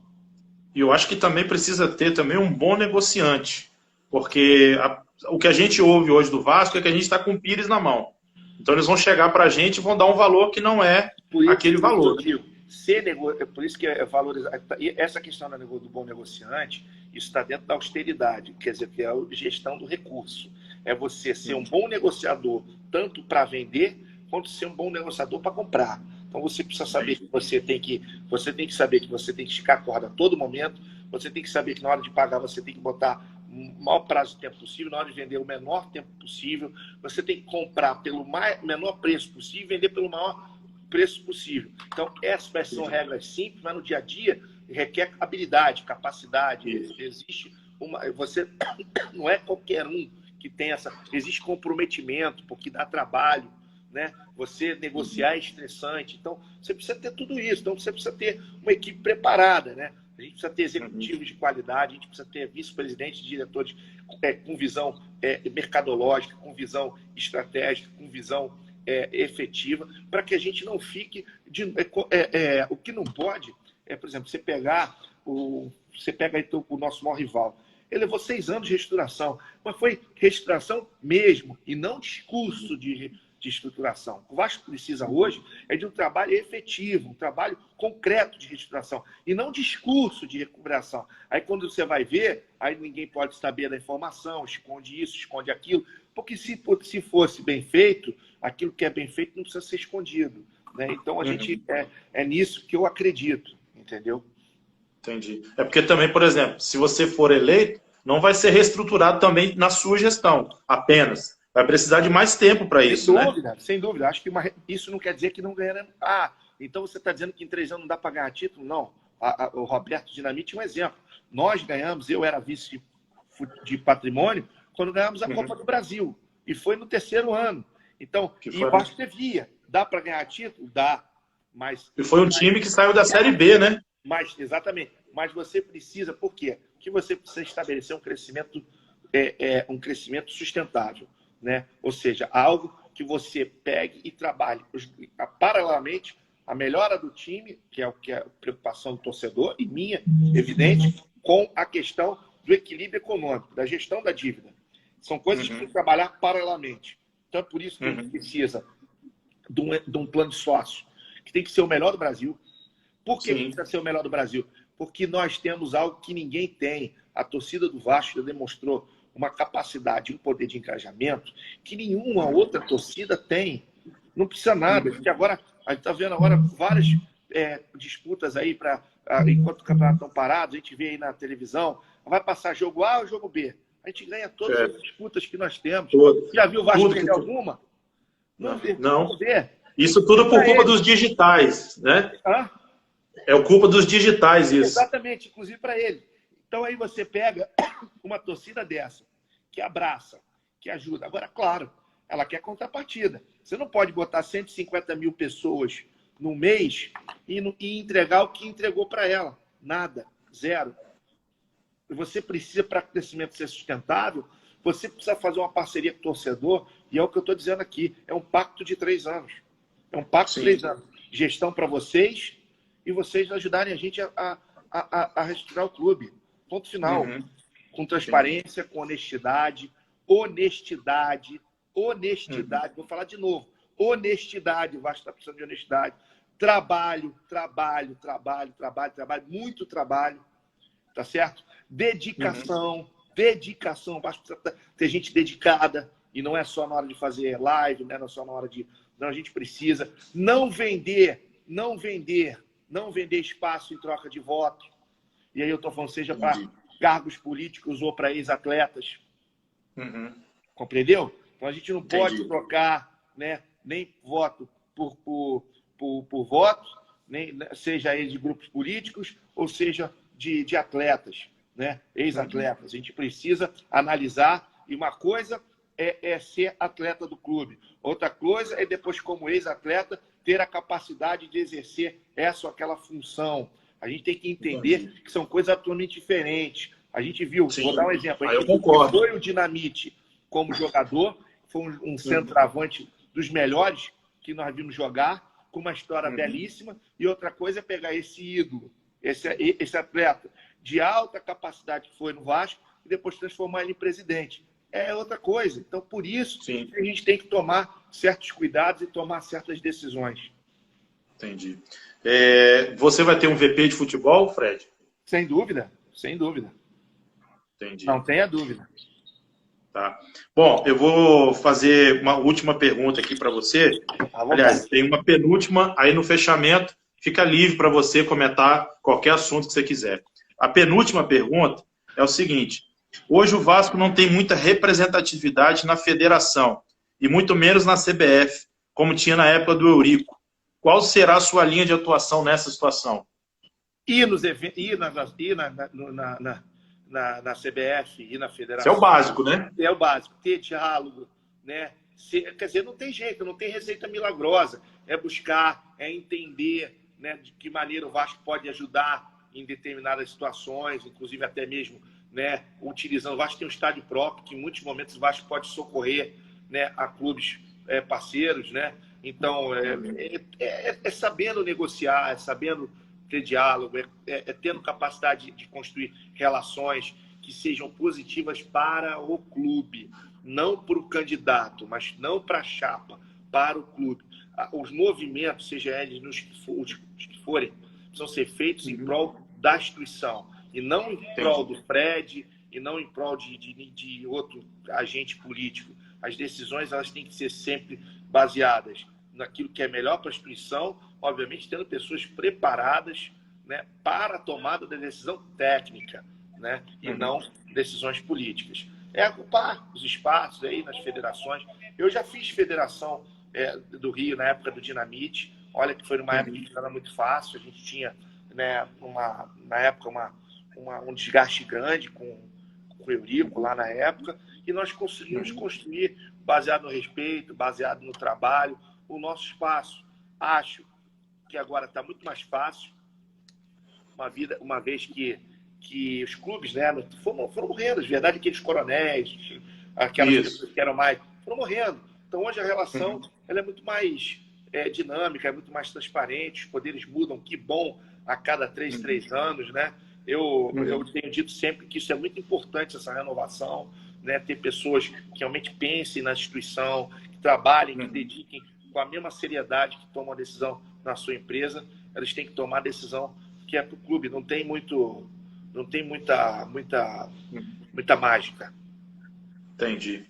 Bom, a pergunta que eu vou te fazer agora, ela é uma pergunta assim que você respondeu alguns trechos, fica à vontade, mas eu acho importante frisar. Fred, você já apoiou o Dinamite, fez parte da gestão dele e saiu por divergências.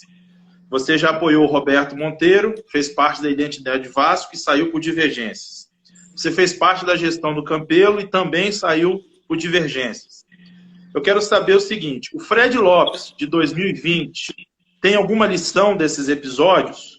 E se isso pode atrapalhar, de alguma forma, a sua gestão? Essas pessoas se voltarem contra você? Não, vamos lá. A questão do Dinamite, primeiro, o Dinamite nem participa mais da área política do clube. Né? Dizer que eu saí, mas não saí de forma isolada. Eu saí quando saí do... Sim. Isso você explicou durante a live. Em conjunto com uma série de pessoas, não era só eu que estava achando que aquilo estava errado. Acho que eu e toda a torcida do Vasco e todas as pessoas que estavam lá estavam vendo que o caminho estava errado. Saí, a vida continuou. Hoje tem até uma relação com o Roberto, tive com ele lá no programa do Edilson, quando ele ainda era comentarista, falei com ele sem nenhum problema. Tenho o maior respeito pela pessoa do Roberto, pelo ídolo Roberto, e acho que ele fez uma gestão ruim no segundo mandato como presidente, ponto. Meu problema com o Roberto foi superado. Hoje, enquanto o Roberto, cumprimento, falo, e não há motivo pelo qual não fazer, porque eu realmente o respeito e, sobretudo, respeito à história que o Roberto tem como atleta do Vasco, que precisa ser respeitada por todos nós. Então, a questão do Roberto é uma coisa amplamente superada. Com relação ao Campelo, eu não tenho interesse nenhum, volto a repetir, nenhum de ter relação com ele. Mas o respeito como presidente da instituição. Da minha parte, se houver, da minha parte, se nós ganharmos a eleição, vai haver uma transição altamente tranquila, sem nenhum tipo de revanchismo e buscando aquilo que é melhor para o Vasco. Com relação à saída de identidade, eu saí numa boa, sem brigar com ninguém, foi uma opção minha que eu coloquei para o Roberto. Tenho uma boa relação com 90% das pessoas que estão lá, algumas eu não tenho muita relação, mas respeito a todos, né? Apesar de ter divergências em pontos, o que é normal. E a construção do Avante é justamente por tentar dar, construir algo que esteja a minha imagem, e não a imagem de A, B ou C. Então, por que o Fred montou o Avante? O Fred montou o Avante justamente para isso, para ter alguma coisa que seja mais a minha linha, que eu possa defender com mais segurança, de que, na verdade, representa aquilo que eu penso, né, que eu acredito que seja importante para o Vasco. Agora, volto a repetir, sempre com muita... E a prova maior é que, se você fizer as pesquisas aí, quem tem menos rejeição dos candidatos, em tese, até agora apresentados, sou eu. É sinal de que eu respeito as pessoas. Você vai ter sempre esse diálogo e respeito. Eles sempre vão habitar toda a fala minha. Diálogo e respeito. Seja ele pelo Roberto, seja ele pelo presidente do Vasco atual, Campelo, seja ele, enfim, pelo Monteiro, seja ele por qualquer outra, né, qualquer outra personalidade do clube, pelos próprios candidatos ou pré-candidatos que estão. Respeito. Já disse que, se ganhar, vou chamá-los para tê-los mais próximos do dia a dia do clube. Se perder... Você tem algum contato com eles? Você conhece eles? O Levin, o Brant? Eu já tive com o Levin em um jantar, cumprimentei algumas vezes no estádio, normalmente em jogos. No meu último aniversário me mandou uma mensagem me parabenizando, uma pessoa que não tem nenhum tipo de problema, sou uma relação altamente cordial. O Júlio já tive relação, até porque tem mais tempo aí no cenário político, né? Tivemos essa situação lá de 2017, mas hoje falo, é um assunto, acho que do ponto de vista superado, mas assim, tenho, como disse, não só com eles, mas com todos. Acho que a gente tem que prevalecer o respeito e o diálogo. Prevalecendo o respeito e o diálogo, eu acho que não há problema nenhum. Beleza. Bom, Fred, agora você tem um espaço para você, se quiser comentar alguma coisa, quiser falar de algum assunto que não foi abordado, fica à vontade. Primeiro dizer para o torcedor vascaíno que o que me leva a essa candidatura é a certeza de que o Vasco precisa de uma pessoa séria. Eu não estou dizendo que quem está não seja. Eu estou dizendo que é o perfil que eu acredito. É o perfil que eu represento. Seriedade, honestidade, trabalho, raiz do clube. Não apareci agora, nem tampouco vivo o Vasco só na época das eleições.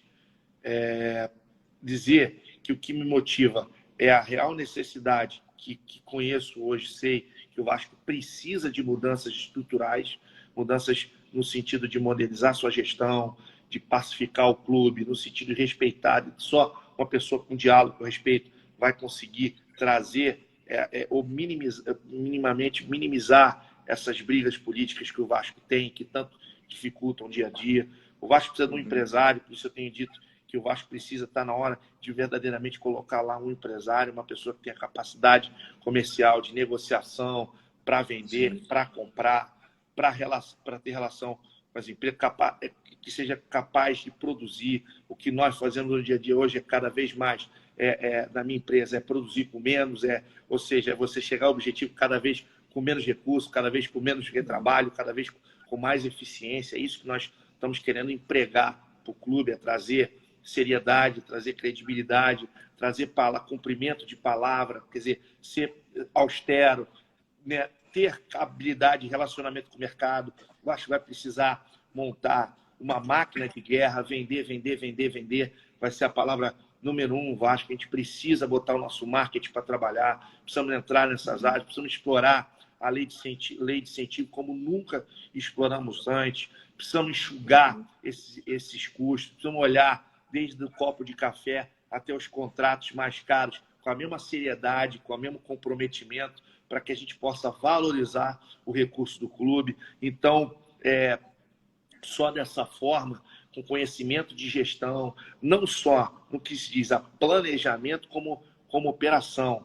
A gente precisa ter uma pessoa que tanto conheça de planejamento, que saiba planejar, mas que também saiba operacionalizar. Às vezes, excelentes planejamentos, eles são uma catástrofe do ponto de vista de operação, de operacionalização. Então, a gente precisa botar pessoas que realmente tenham essa capacidade, mas que juntem paixão. Não existe só paixão. Eu digo sempre duas coisas: ou você é muito apaixonado ou cuidado. Porque se você vai para uma área que não é remunerado, que vai para um desgaste danado, né? De trabalho, de família, muitas vezes enfim, de tudo que acontece no mundo de futebol, que a gente sabe como é que é.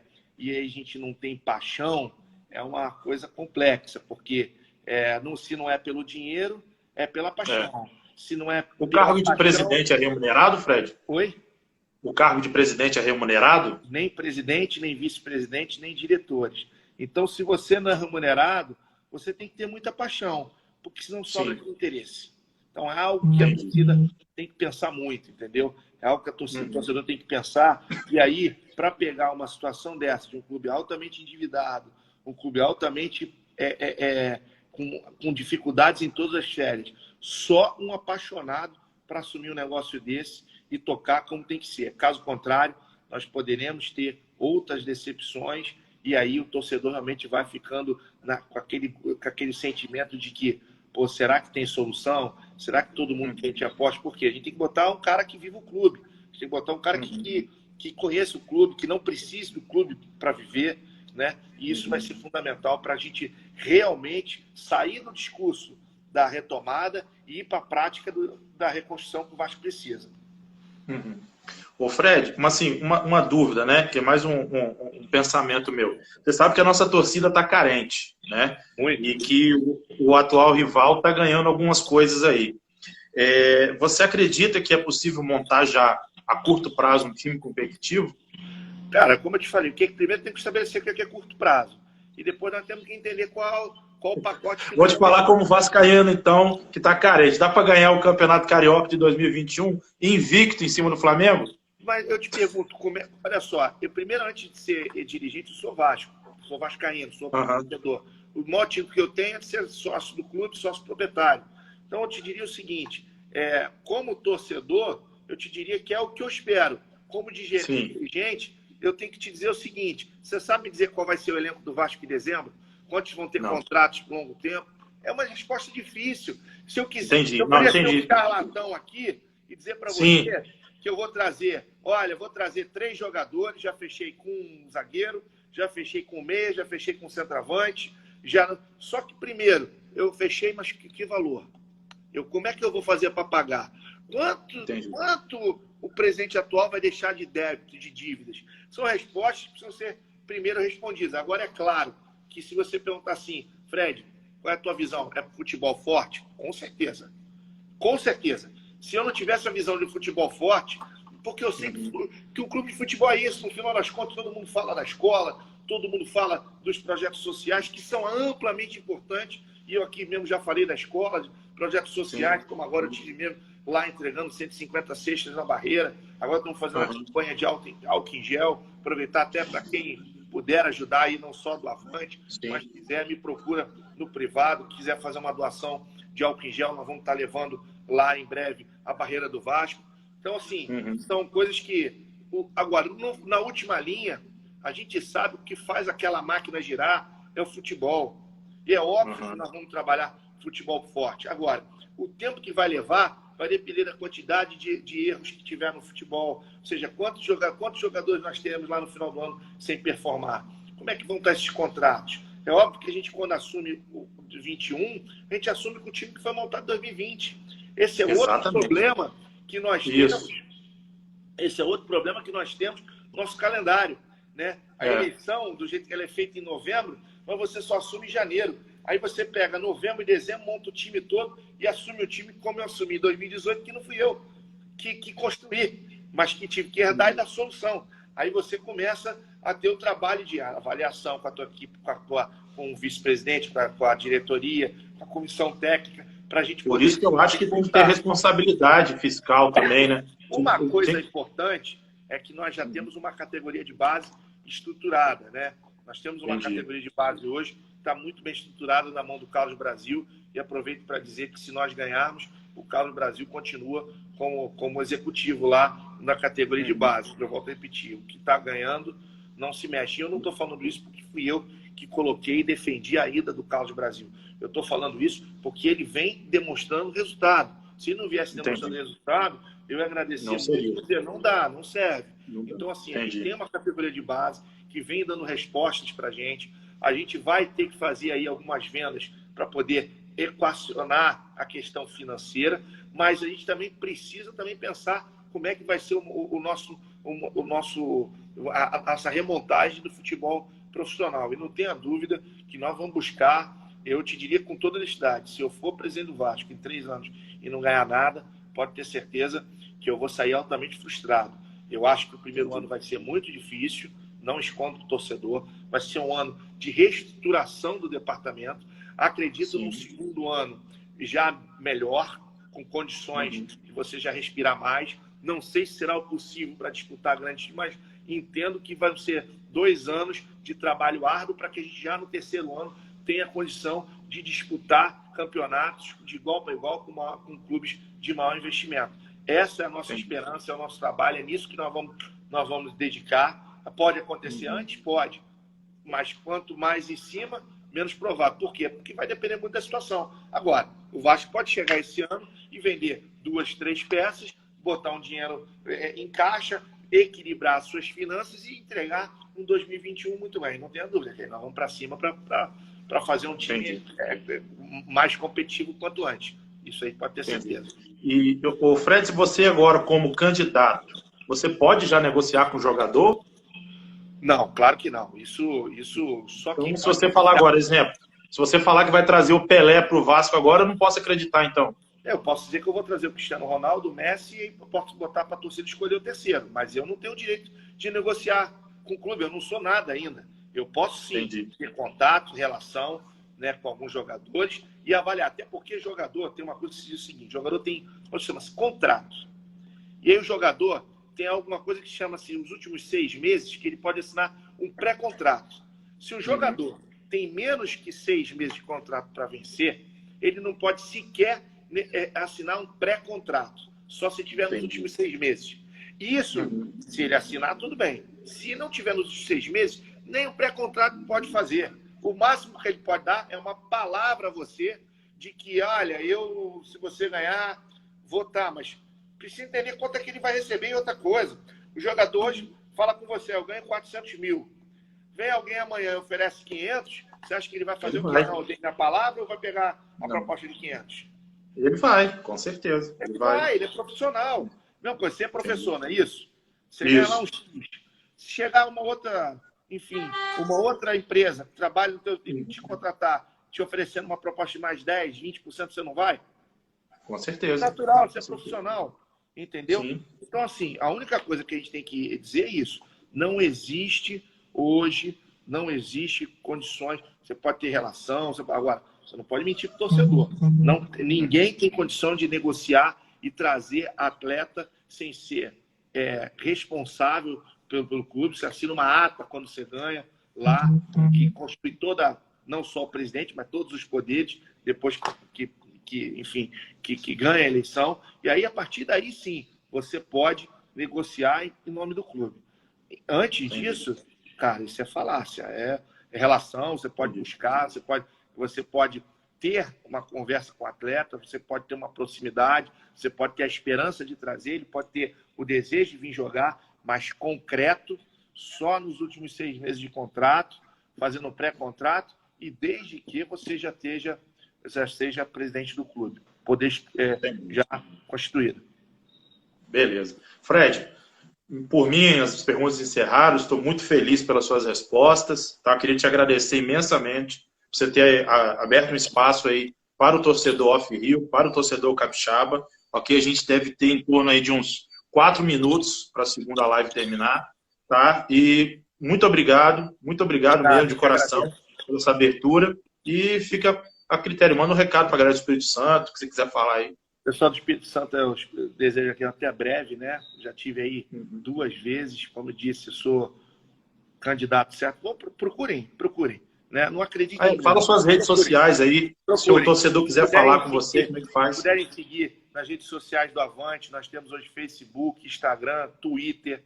Se puderem seguir as minhas redes sociais, eu tenho Instagram e Facebook. Vocês vão ver, se quiserem buscar no passado, vão ver que eu sempre viajei, visitei pelo mundo afora e pelo Brasil afora, vários estados com Vasco. Procurem ver realmente quem realmente se preocupa e vive o clube e quem realmente dá discurso só na época de eleição. Eu acho que isso é importante a gente avaliar a paixão pelo clube que cada presidente tem, uma vez que não é remunerado, como eu disse, né? Então, se não é remunerado, é pela paixão. Esse negócio de dizer que o Vasco dá visibilidade.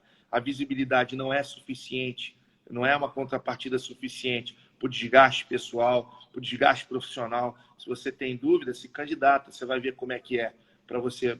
Então, não é por isso, é por amor, é por paixão, né, que a gente quer se dedicar à instituição para tirar o Vasco dessa situação. Está na hora da gente verdadeiramente sair do discurso e ir para a prática no que se diz respeito à retomada do nosso crescimento, não só de credibilidade junto ao mercado, mas também recuperar terreno perdido, de voltarmos a disputar títulos, de voltarmos a ter competitividade nas competições que estamos disputando, para que a gente não seja só alvo de críticas, de chacota, de brincadeira, mas que a gente volte a ser respeitado no cenário nacional, como o Vasco nunca deveria ter deixado de ser. Tá bom? Então, é meu abraço a todos, em especial aos Off-Rio, que, enfim, tem ainda mais dificuldade para viver o dia a dia do Vasco. Tenho a certeza que a gente vai ter um carinho muito grande, especial, por todos que estão fora do Rio de Janeiro. E se ainda tiver oportunidade, se o coronavírus deixar, A gente espera que esse encontro virtual se transforme no encontro real aqui. A gente está aberto a recebê-lo. Obrigado aí pela oportunidade. Falou, Fred. Obrigado, eu que te agradeço. Fica com Deus e boa sorte aí. Obrigado. Um grande abraço a todos. Boa noite. Valeu.